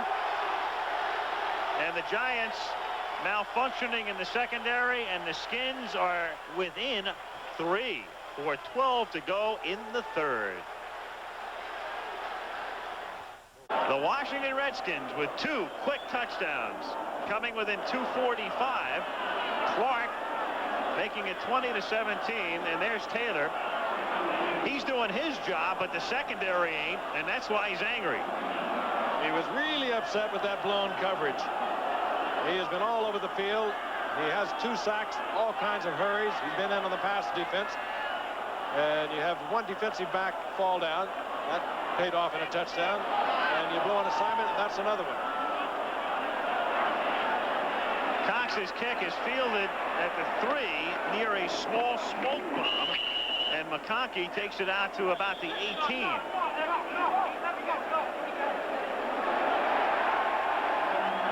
And Tipper is flaring. This is a typical Redskin-Giants game. They don't play many of them. They haven't in the past couple of years that have been separated by many points. Right at the Redskins, they have hung in here. They get the 2 big plays, and they are right within reach, 20-17, and we still have over 4 minutes to go in the third quarter. So the Giants come up at their own 18-yard line.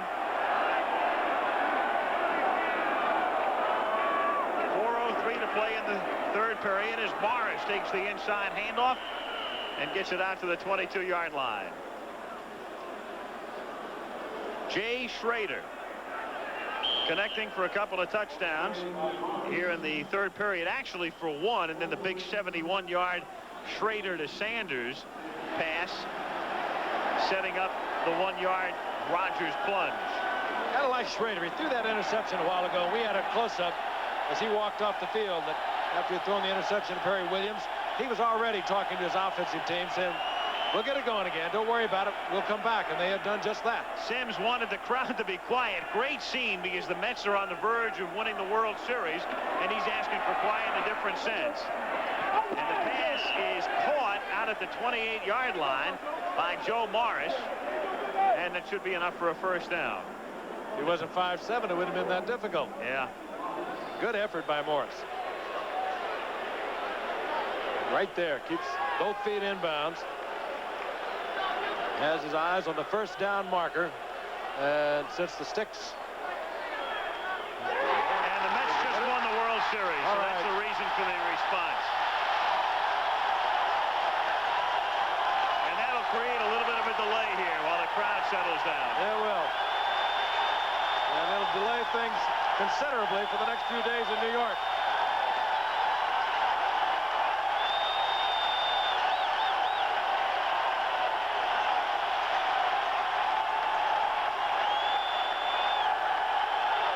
Sims wants quiet. Good luck, Phil. From the 28-yard line, 1st and 10 at the 28. Sims to Morris. 40, 45, and out to the 48-yard line, and Darrell Green makes the tackle. This is a Joe Morris show. This particular series, we'd like to welcome all you World Series viewers who are now joining us. And we have a good football game. The Redskins and the Giants. It is 20-17, the Giants, and Joe Morris just gets the Giants out of their territory, deep in their own territory. He made a great reception a few moments ago, and now a nifty run out to the 48-yard line.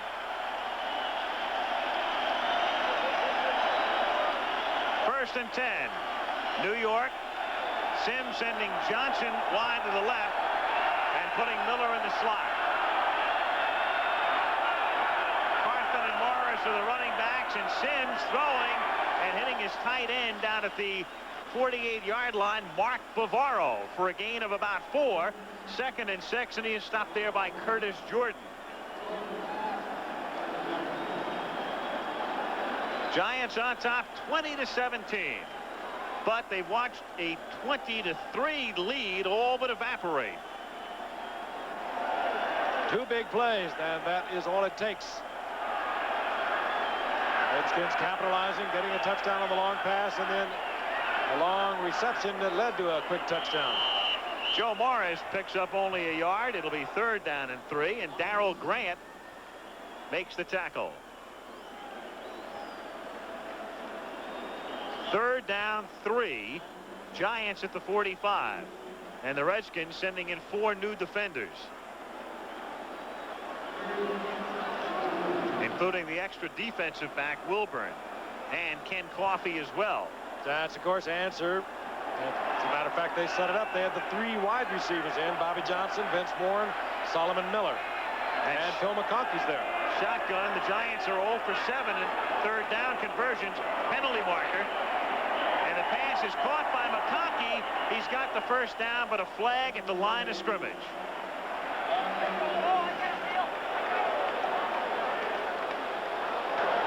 False start prior to the snap, number 60 offense.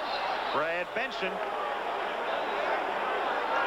Instead of a first down, it'll be third down and about 8 now. Benson has his hands full tonight going against a first-class pass rusher in Dexter Manley, one of the best in the league. Benson has had a couple of penalties against him tonight. And one of them, you just saw a moment ago, takes away a first down. Benson trying to get set for the rush of Manley a little too quickly.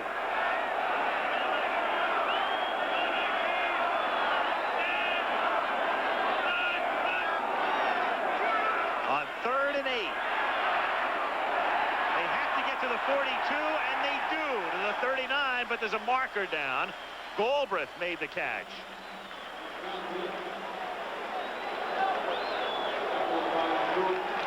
Against Washington.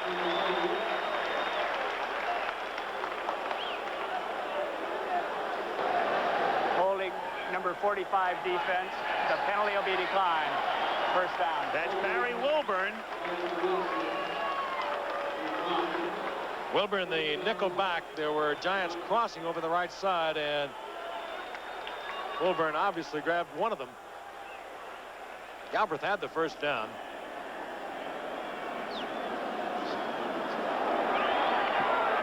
Waning seconds now in the 3rd period. This is the offense the Giants opened with tonight. The 2 tight ends. It was very effective with the run. Over the middle, Morris dragged down by his shirt at the 22-yard line. And Little Joe has him roaring as the 3rd period comes to a halt. So, the 4th period will start with the Giants leading by 3, and we'll be back in the Meadowlands after this message from your local station.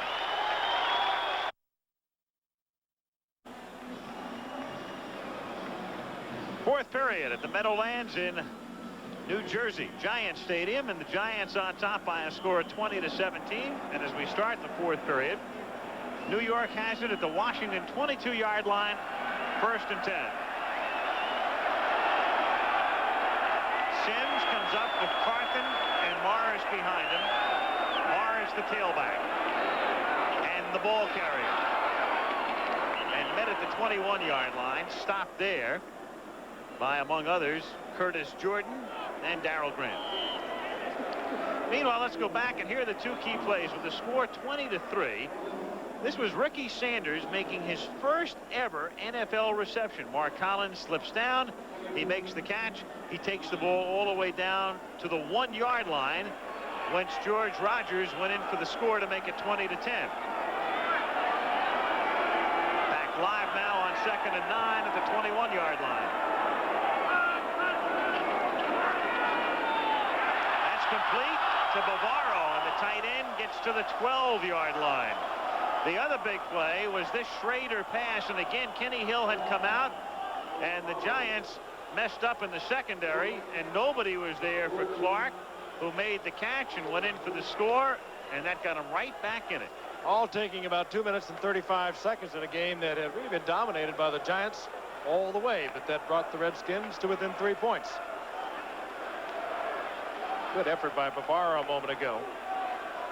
Coming up a little short of the first down, but the Giants are trying to screw their wheels back on. Big night for Morris. 23 carries, 112 yards, 5 receptions, 59 yards. 3rd and 1, and he takes it to the 12, and this is going to be an interesting little measurement here. as Darrell Grant was in on the tackle. Sims was signaling over to Parcells. He thinks he has the first down, but Seaman says, I want a closer look. Thus the change will enter. Again, it's a two tight end offense. Mowat, tight end, blocking back down. Godfrey, the guard, turning to the inside after pulling. And just a good effort defensively by the Redskins kept Morris from making a lot more yardage. He made enough. 13:21 to play in the fourth.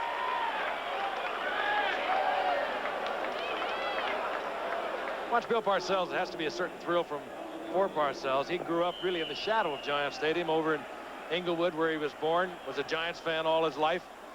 And now in his fourth year and a very successful tenure thus far. Playoffs the last 2 years. This is Morris now. And he's run down from behind at the 10-yard line by Rich Malott, number 57.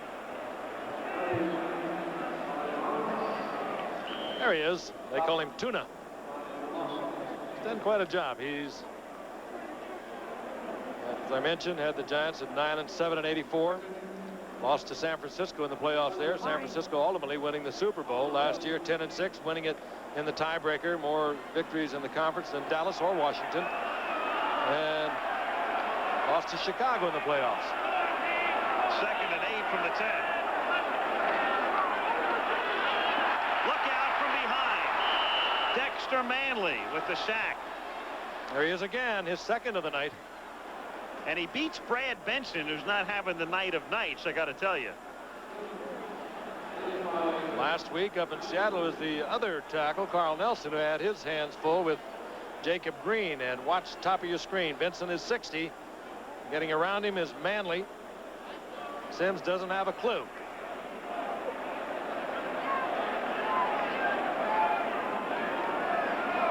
Third down and 15 now from the 17-yard line. And Miller and McConkey come to the right, and Johnson goes to the left out of the shotgun. And it's dumped off for Bavaro, and Bavaro gets racked up as he reaches the 12-yard line. Alvin Walton and Barry Wilburn come in to make the play, and Allegre has to come in to attempt the field goal. Sam's looking at Bavaro all the way. A little delay on Bavaro coming out. Actually took a quick look downfield, but settled on Bavaro far short of yardage needed for the first down.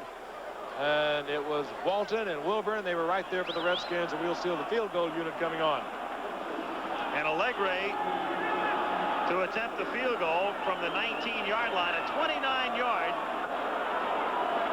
attempt. And he's been dead perfect tonight, but not here. Just wide. Wide to the right, barely.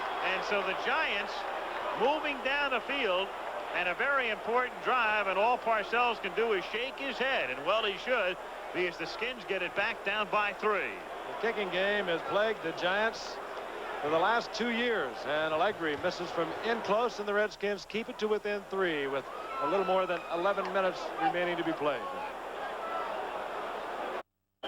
11:08 to play in the fourth period. Raul Allegre making his first 2, and then missing from 29, and here are the Redskins now. 1st and 10 at the Washington 20. 11:08 to go in the fourth. That's Monk in motion. Schrader throwing low and incomplete. Clint Didier couldn't get free, and it'll be 2nd down and 10. That time it was Banks who chased Schrader out of the pocket and not Lawrence Taylor. This telecast presented by authority of the National Football League is intended for the private use of our audience. Any rebroadcast or other use of this telecast without the express written consent of the National Football League is strictly prohibited.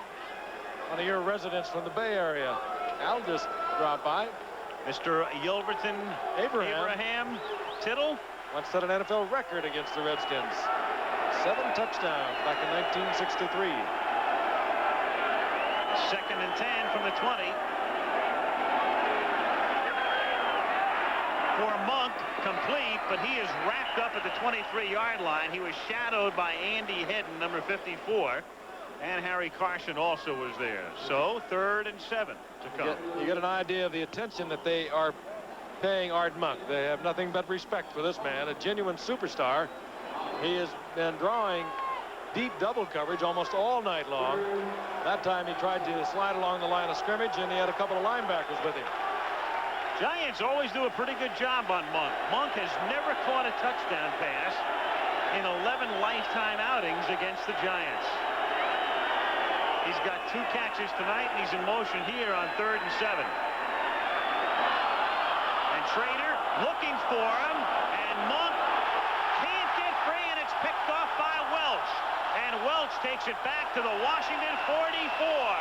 As Monk had beaten the initial coverage, he'd gotten behind the one back, but then Welch came over. Schrader pounding his helmet. He knows he should never have thrown that ball.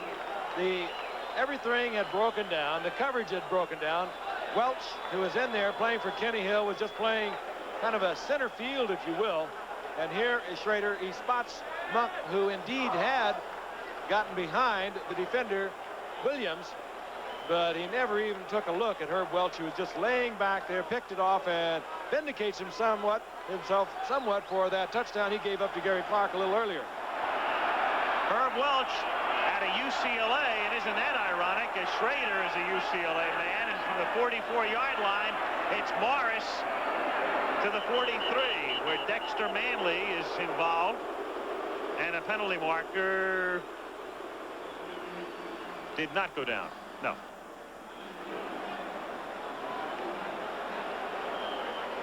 Second and 10. Schrader on the sidelines. You mentioned Al, he did indeed go to UCLA, but if you haven't followed this young man, he only played 2 seasons out there and only played very much in one of those seasons. Went off for 3 years to play, trying to be a baseball player at the Toronto organization, and finally came back into the draft in '83 and was taken in the 3rd round with the Redskins. But now as he is on the bench, it is Sims back on 2nd and 10, and buried back at his own 46-yard line, Neil Olkowitz, who had a big first half, but has been relatively silent here in the second half until now.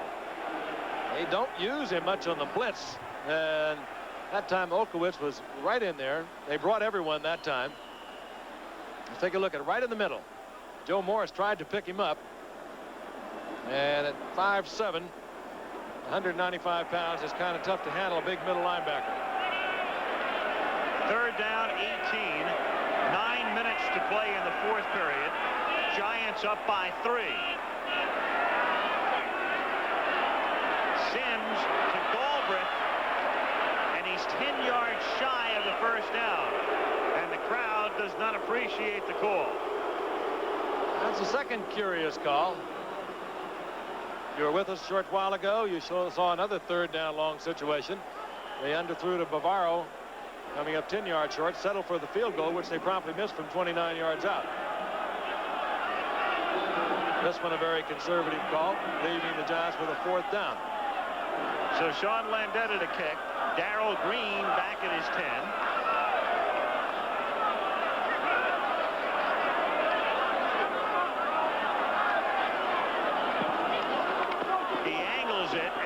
Catch is called for and made at the 14. And again, Green, replacing the injured Jenkins, goes to his knees after a 31-yard punt. So here come the Skins again with 8:08 to go. Al Michaels and Frank Gifford at Giant Stadium in East Rutherford, New Jersey, as Washington takes over at its own 14-yard line, 1st and 10. 8:08 to go, 4th period. And the Giants on top, 20-17. Schrader with Rogers behind him. Boy, this has been a tough game defensively.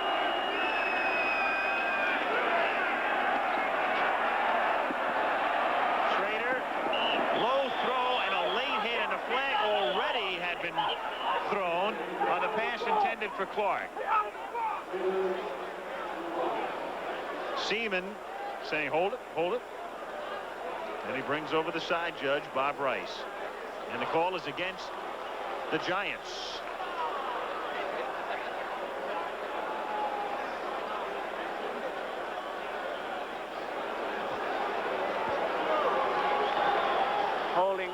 number 25 defense. First down. Been a long night. Mark Collins fell down once. He has been the designee attack point. The rookie from Cal State Fullerton. Well, you got to go back almost 19 years to find a game in which the Giants had a 17-point or more lead and lost. At one point, they led by 17 here, 20-3. Schrader going deep, looking for Monk. He's one-on-one with Williams. He gets inside position and takes it to the 35. Williams had him covered, but Monk with that great experience, and that's why you see Monk in the Pro Bowl so often. He got the inside position and never let Williams come around him, and makes a great catch. Pressure again on Schrader, and he was very calm, very collected. And about at this point, Monk is breaking free. Schrader sees it and fires it, and Monk got inside and took it away from Williams. Williams had good position on him. It was just a super athletic move on the part of one of the great receivers in this game. They've held him in check up till now, but he gets a big first down inside the Giants' 35-yard line. 47-yard gain. First and 10 to Washington. 7:10 to go in the fourth. Warren in motion. Rodgers with the ball. Gain of 1. Again, to set it for you in the NFC East, Skins come in 6-1. Dallas at the halfway mark is 6-2. If New York wins this game, there would be a 3-way tie. Giants, Washington, Dallas at 6-2. If Washington wins, they'd be 7-1.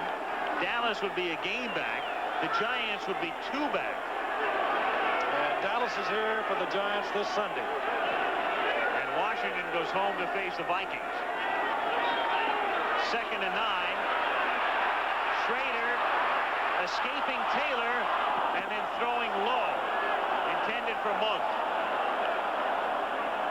Taylor again in the pursuit. And Schrader, this is almost reminiscent of last year, November the 18th, when Theismann went down. A young unknown named Jay Schrader came on and brought the Redskins back to a 23-21 victory. They were down earlier. They had a 17-point deficit, and now Schrader has brought them back. Good athlete. He moves around well out there.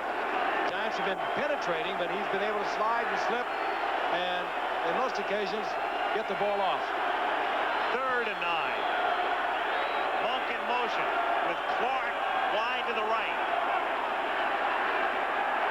And Schrader going over the middle and finds Clark at the 18-yard line. Taylor says no, but the officials say yes. And it was a yes, and Gary Clark is having a great night. Let's watch him once again. He's small, 5'9", 170-pounder, and he breaks inside Collins. This time Collins was in the zone, and Clark found the opening, pulled up. Schrader was right on target, and they get the first down inside the 20. Good read by both Schrader and Clark. 1st and 10 to Washington. 5:40 to go in the fourth. Giants lead by 3. Warren in motion. Fake to Rodgers. Knocked down. Mark Collins got a hand on it. Clark was the intended receiver. Could have changed things around for Collins, who's had a tough night tonight. He's been very close, but he has missed on a couple occasions, and Gary Clark has made the most of it. And a good effort by the offensive line of the Redskins, and it is a good, solid offensive line.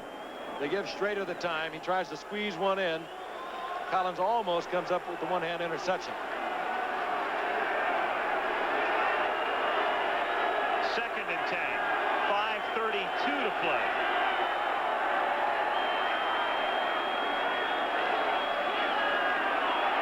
Taylor, sack. They knew he was coming. They couldn't do anything about it.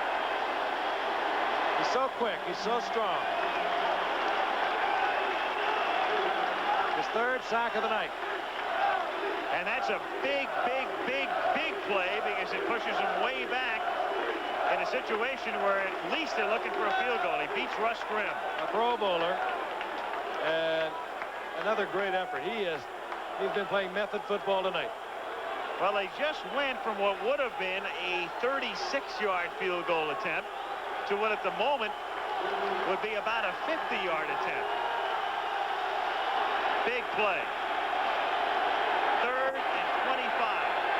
They have to get to the 9 for a first.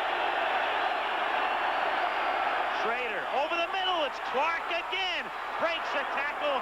Down he goes at the 13. He's 4 yards shy of the first, but he's put him in a position to tie the game. That's exactly what they wanted. They would have taken something even a little smaller, but they go back to the man who has given it to them all night long. And again, the offensive line giving Schrader the time to throw the football. That was the key to it. Welch was there, but it was a good effort by Clark to find the opening, but that offensive line just gave Schrader the time to get it in there. And Zendejas with a 30-yard attempt. Cox is their long kicker, but it's Zendejas from this range. And the kick has tied it with 4:06 to play in the fourth. The Redskins have overcome a 17-point deficit. And at the Meadowlands, it's Washington 20 and the Giants 20.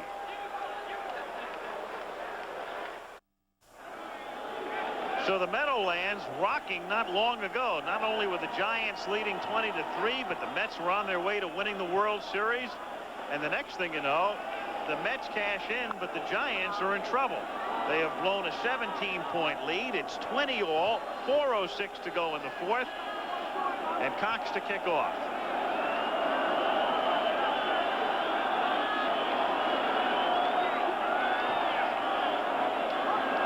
Toward McConkey, who fields it at the 2. And is tackled at the 19 by Terry Orr, reserve tight end and special teams member. And the Giants start deep in their own territory. Next Monday, the Rams and Dickerson.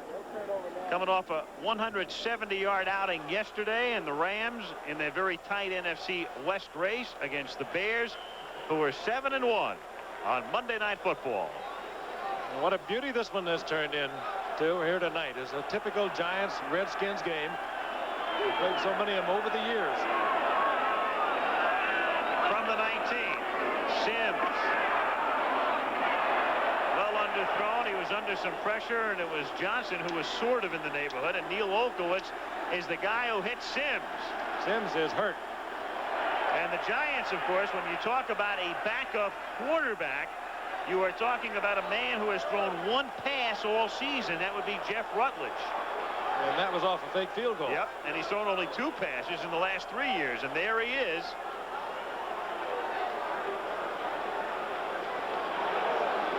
But Sims stays in for the moment. McConkey is in the game. He goes wide left. Miller goes wide right. And with Miller in motion, it's Morris. Past the 25, and a nice move to take it out to the 29 and close to a first down. Stopped by Calvin Daniels. The predictable call. It was sent in by Bill Parcells when he saw his quarterback was troubled. He did not want him back throwing the football. Gives him the handoff, and the little one, Joe Morris, with a good effort, gets very close to a first down. They're going to measure. 3:40 to go in the fourth. Last overtime game in the league was last week. 49ers in Atlanta wound up in a tie after 75 minutes. First down, Giants. Each team has all its timeouts remaining. Gary Clark having a big night from this man, Jay Schrader. Clark with 196 yards. Joe Morris, 125 yards rushing, 59 yards on 5 receptions. He's having a big night for the Giants. First and 10.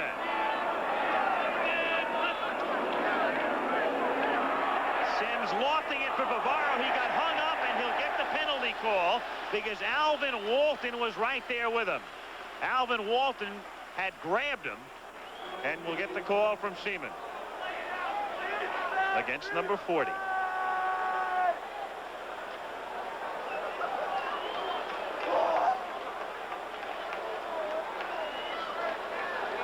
to talk this over. They were tangled up. Seaman wants to recheck it. Walton and Bavaro.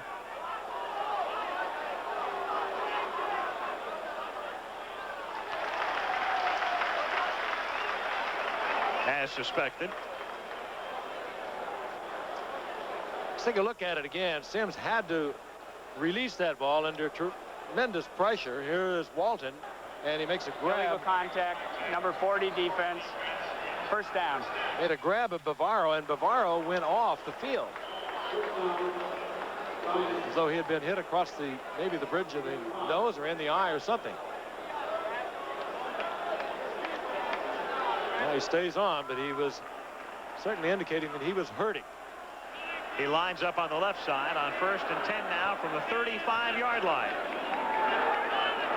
Sims going over the middle looking for Bavaro again and overthrows him, and this time he was shadowed once more by Walton and no illegal contact. 3:25 to go in the 4th. 2nd down and 10. 20-20 and at 1 point the Giants with a 17-point lead. Speaking of 2020, let me get a promo in. Later tonight on Nightline, Bolivian drug traffickers have more than enough money to buy their country's government, but if the government does not cooperate, they may try to take it by force. Nightline examines this conflict later tonight following your late local news. 2nd and 10 from the 35-yard line. Sims under pressure and incomplete. Again intended for Bavaro. And it's Bavaro and Walton again. And Dexter Manley, who's had a couple of sacks already tonight, a total of 2, put the pressure on, but a flag. And this time it's against Washington. Manley's been coming all night. When he hasn't got the sack, he's been close to it. A lot of pressures, a lot of hurries.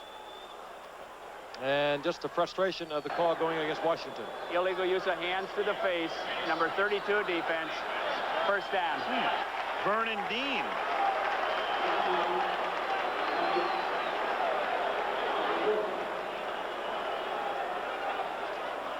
Tough penalty against Washington.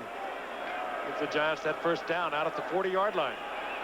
That's 2 first downs now on penalties on this drive. 1st and 10 from the 40. 3:20 remaining. Sims lofting it deep for Miller and broken up at the last instant. Darrell Green, one of the NFL's fastest men, and some would say number 1, got back there and with his great speed was able to catch up and flick it away. And he was beaten. Bill Sims had the ball there. Maybe he could have put a little more on it to get it to Miller, but it was a great effort by Darrell Green. World-class sprinter at Texas A&I a few years ago, and you saw it right there. Superb effort. He's not big, Darrell Green, but he plays very big. 2nd and 10. Sims, and it's dropped at the 47 by Morris. He had possession in his hands, and Taylor mirroring the Giants' frustration. He's had a big night, but if you were with us earlier, a couple of blown coverages in the secondary by New York, and Taylor exhibiting his ire. 3rd and 10. Getting a little shower here at Giant Stadium. A little bit. A couple of umbrellas beginning to pop up. 3rd and 10.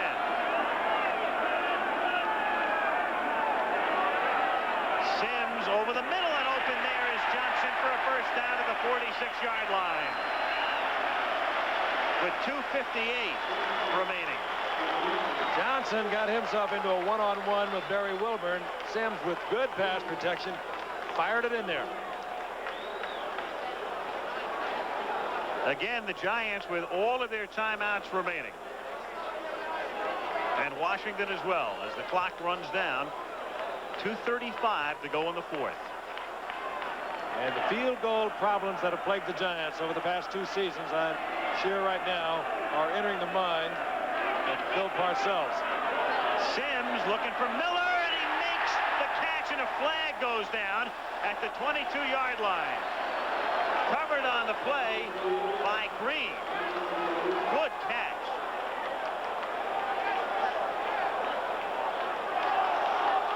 And let's see what Jerry Seaman's going to say. Looked as though he only had 1 foot in. And it's going to go against Solomon Miller, working against Darrell Green. Look at it one more time. Darrell Green, individual coverage, pushing off the left hand, pushing off Darrell Green, and the official was right on top of it. He goes right to the hanky. Here's the call. Pass interference, number 87 offense, still first down. And even had it not been interference, it would not have been a legal catch. 1 foot in, the next one goes out. Big Dave Butts, 6'7", gets a hand up. Sims has to put it up high. There's the 1 foot. And another quick look at that left hand pushing off Darrell Green. So it's a 10-yard penalty. It puts the Giants back at their own 44. 1st and 20. Miller in motion. Morris gets the give. Morris into Washington territory to the 40, the 30, to the 22. He's been the offense all night. Beautiful run, 34 yards by Morris, and now he's hurt. And they're trying to get some of the medical staff out onto the field to look at Joe Morris. He hurt his knee earlier in the game, had to go out for a while. And this will take us very close to the 2-minute warning. The clock is momentarily stopped at 2:03. Breaking it back against the grain, spots a little bit of an opening, just breaks away from Vernon Dean, turns on the speed. He has great short speed, not a long sprinter type speed, but he can accelerate. And you saw it right there as he gets down to the 22-yard line, and another Giants first down. And as Seaman restarts the clock here, that takes us to the 2-minute warning. A big night for Morris, a big night on the other side, of course, for Clark. It's 20-20 with 2 minutes to play in the 4th. And don't miss it. Giants Stadium, 75,000. The attendance tonight, and just about everybody still here in a light misting rain. As Phil Simms comes out at the 2-minute warning, the Giants with all of their timeouts remaining. Game tied 20-20. And through the lights, the misting rain. Allegre warming up for what he hopes will be an extra point. And I guess with 2 minutes remaining, you must also point out the Redskins have all of their timeouts remaining. 1st and 10, New York at the 22. And they give it to Morris. And Morris slips a tackle and then gets to the 18-yard line as he ran in and out of the hands of Dexter Manley. And then Manley makes the tackle. That might have been the best effort of the night for Joe Morris. That would have been a 2- or 3-yard loss behind the line of scrimmage. He slipped the tackle, got away from Manley, slipped another one, and picked up 4 yards when it could have been a 2-yard loss. And it shortened things up for this man, Raul Allegre. You know, he was tried out by the Redskins not too long ago after being released by Indianapolis. They did not take him. They, of course, a couple of weeks ago released the longtime Redskin Mark Mosley, and they brought in Zendejas, who had started the season with the Dallas Cowboys. Trick kickers travel a great deal.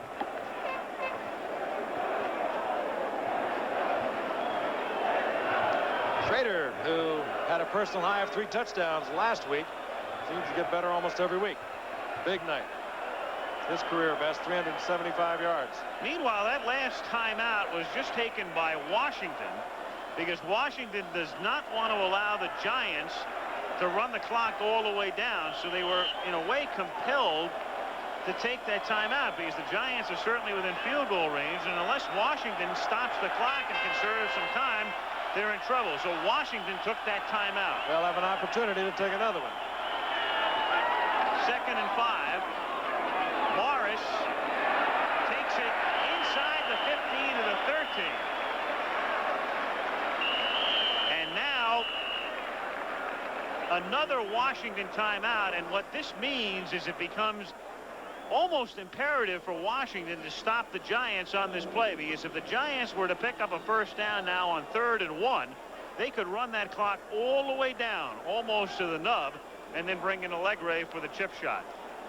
Great effort by this man, Dexter Manley, all night. He has been playing like Lawrence Taylor's been playing for the Giants. He has been in the face of Phil Simms all night long, as he always is. He's a great defensive end. This entire football team, they were down 17 points. They just wouldn't believe they were down 17 points. They kept at it. They got 2 big plays, and all of a sudden they were just in a matter of 2 minutes and 35 seconds, they were back in it. The Giants now threatening with 1:44, and as Al pointed out, the Redskins having to use another timeout to conserve time after a field goal might be made by this man, and conserving time to get them back in it and give them an opportunity to add their own points. This could very well be the ball game on 3rd and 1 right here. Again, if the Giants were to pick up 3 and get the first, down goes the clock, and in comes Allegre, unless they score before that. And so the Redskins, in effect, have to stop the Giants here on 3rd and 1. And Washington has also used 2 timeouts, so they'll be able to stop the clock only once more if New York gets the first. And here they come now on 3rd and 1 with Carthen and Morris. And Carthen leading the way for Morris. And Morris has the first down, and Morris has the touchdown. And we're looking at a 3-way tie in the NFC East. The little man has been doing it all night long, either on the receiving end or the rushing end. Breaks off a 3rd and 1. You often see it happen because everyone is up there playing it so tight. All you do is pop the hole, get to the outside, and you can take it the distance. It's a good block from Godfrey, number 61. And sprints to the outside, accelerates into the end zone, and the Giants go back out in front. 1:38 remaining for the Redskins, and they do have 1 timeout. Allegre for the extra point.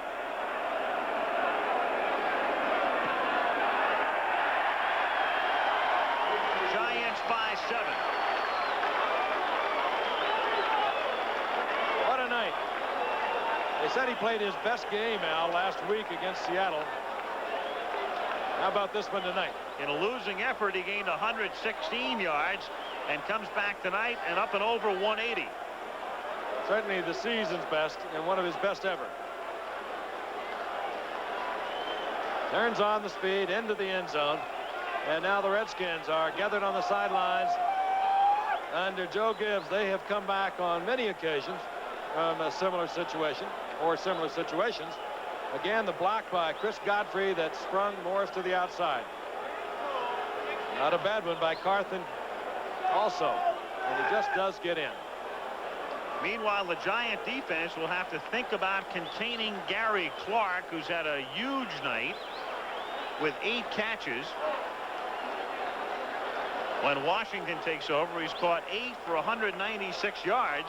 And in the midst of what figures to be a furious Washington rally, or an attempt anyway, Gary Clark is closing in on the Redskins' all-time record for receiving yards in a game, which is held by Art Monk at 230. And you don't want to think too much about Gary Clark and forget about Art Monk. That's right. He is a man that can take it all the way from anywhere on the field. But here is Gary Clark. He's been the main man tonight on the receiving end of a fine night by Jay Schrader. And then there's Clint Didier, who has made some very big catches this season as well. All those things.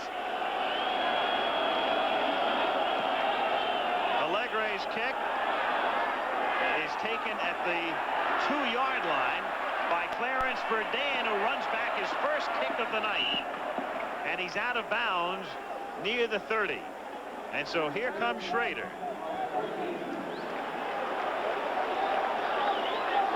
Schrader is 19 out of 33. He's thrown for 376 yards tonight against the Giants. Normally impregnable defense.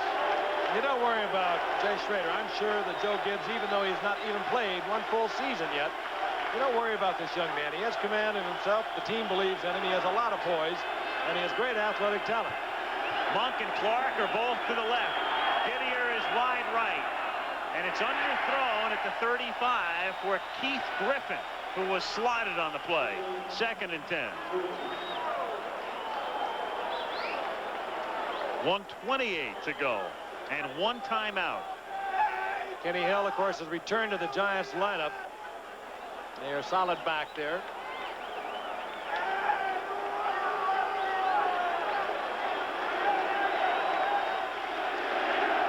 Again, Clark wide left, Monk slot left, Didier wide right. On 2nd and 10 to Clark, who gets free underneath and hit down at the 45-yard line by Carl Banks. 1st down.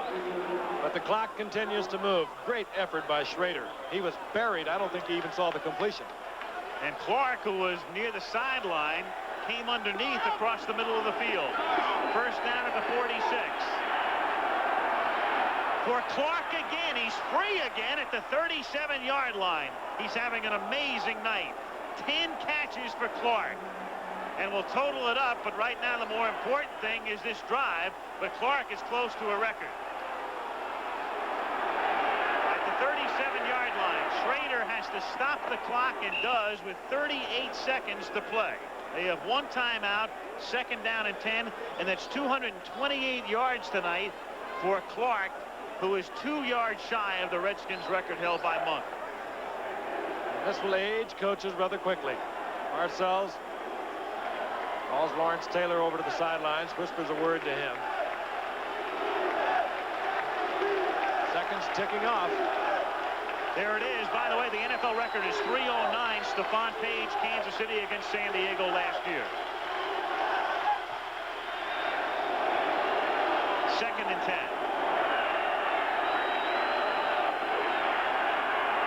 3-man rush. Over the middle, in and out of Clark's hands. And that time he was quadrupled. 4 Giants around him, including Carson and Reasons, who were within close proximity. He had collected a crowd. Let's take a look at it. Gary Clark, who is having this amazing night, gets away from Hill. He moves over the middle. You saw Carson, number 53, take a quick look at Clark as he came across. Might have got a hand in there even. And Taylor's there. And it brings up a 3rd down with 32 seconds remaining.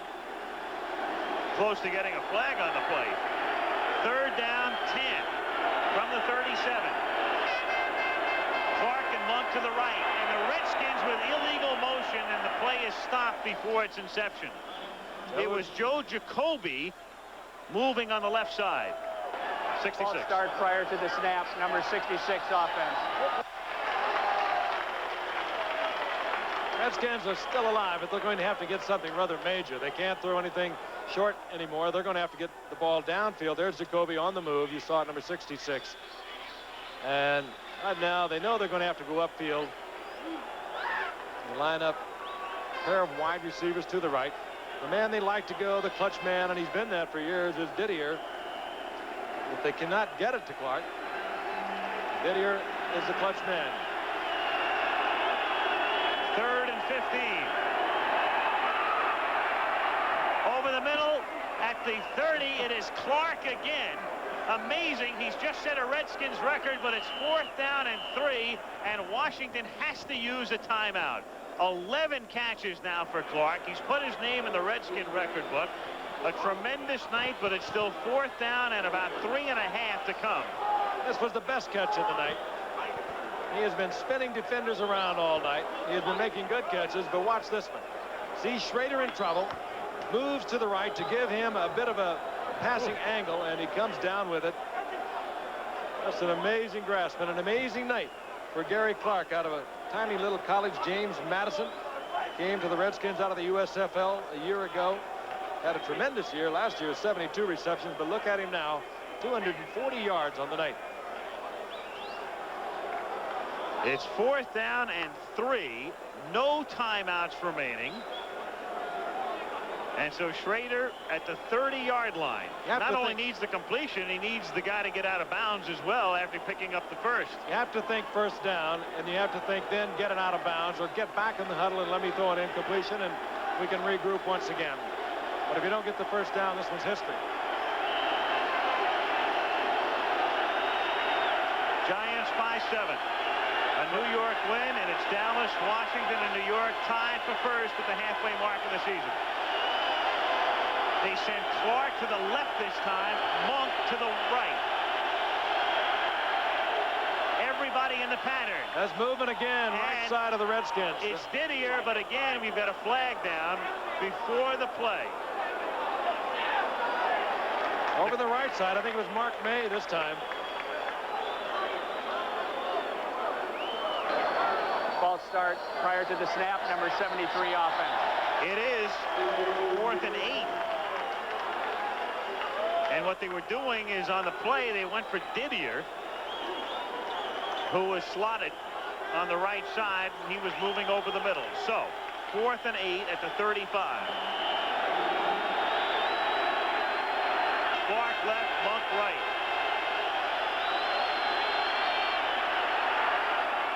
And falling down was Clark, and he was open. Of all ways to end a record-setting evening. He just makes the catch of the night. He's wide open and falls down. And maybe the slippery turf and the rain that just started 10 minutes ago may have cost him his footing. And a great night for Jay Schrader. Take nothing away from Gary Clark. Let's watch him. He works first against Kenny Hill. He'll try to get that allowable bump in there within 5 yards. Clark gets away from that, works his way into the clear. He is wide open. Schrader had it behind him, and Clark tried to come back for it, and it is a little damp, and down he goes. The Giants now can run out the clock with 17 seconds remaining, and we have a three-way tie in the NFC East. The Redskins, now the Giants, and the Cowboys, and it's going to be like that all the way down to the end here in the East. Tonight's game produced by Ken Wolf, directed by Chet Forty, Joey Schabo, our TD, Newbar Stone, our AD, Bill Freeberger, our tech manager, Bob Simon, unit manager, Jerry Reuter, telecom manager, Chaz Wiseman, Bruce Clark, assistants to the producer, research and info, Steve Hurt, and again, Malibu, Kelly Hayes, our great spotter, George Hill, par excellence, our stat man, as New York defeats Washington after giving up a 17-point cushion, coming up short. And at the halfway mark of the season, Dallas, New York, and Washington 6-2. And at the end, the gods and the rain gods were very much with the Giants. It appeared to be very evident on that last play on what would have been a first down. Clark, so brilliant all night, losing his footing on the slippery turf. Meanwhile, 420 yards tonight throwing for Jay Schrader. 22 out of 40. Again, the final, Giants 27, Washington 20. Al Michaels, Frank Gifford saying goodnight from East Rutherford, New Jersey. And this ABC Sports exclusive has been brought to you by Buick and your Buick dealer. For comfort, innovation, and a real commitment to quality, it's today's Buick. By Miller Genuine Draft, cold filtered for real draft smoothness. It's beer at its best. And by IBM and the growing family of IBM personal computers. Travel arrangements made through, promotional fee paid by United Airlines. United flies more people to Hawaii than any other airline. Nobody knows Hawaii like United. This has been a presentation of ABC Sports, recognized around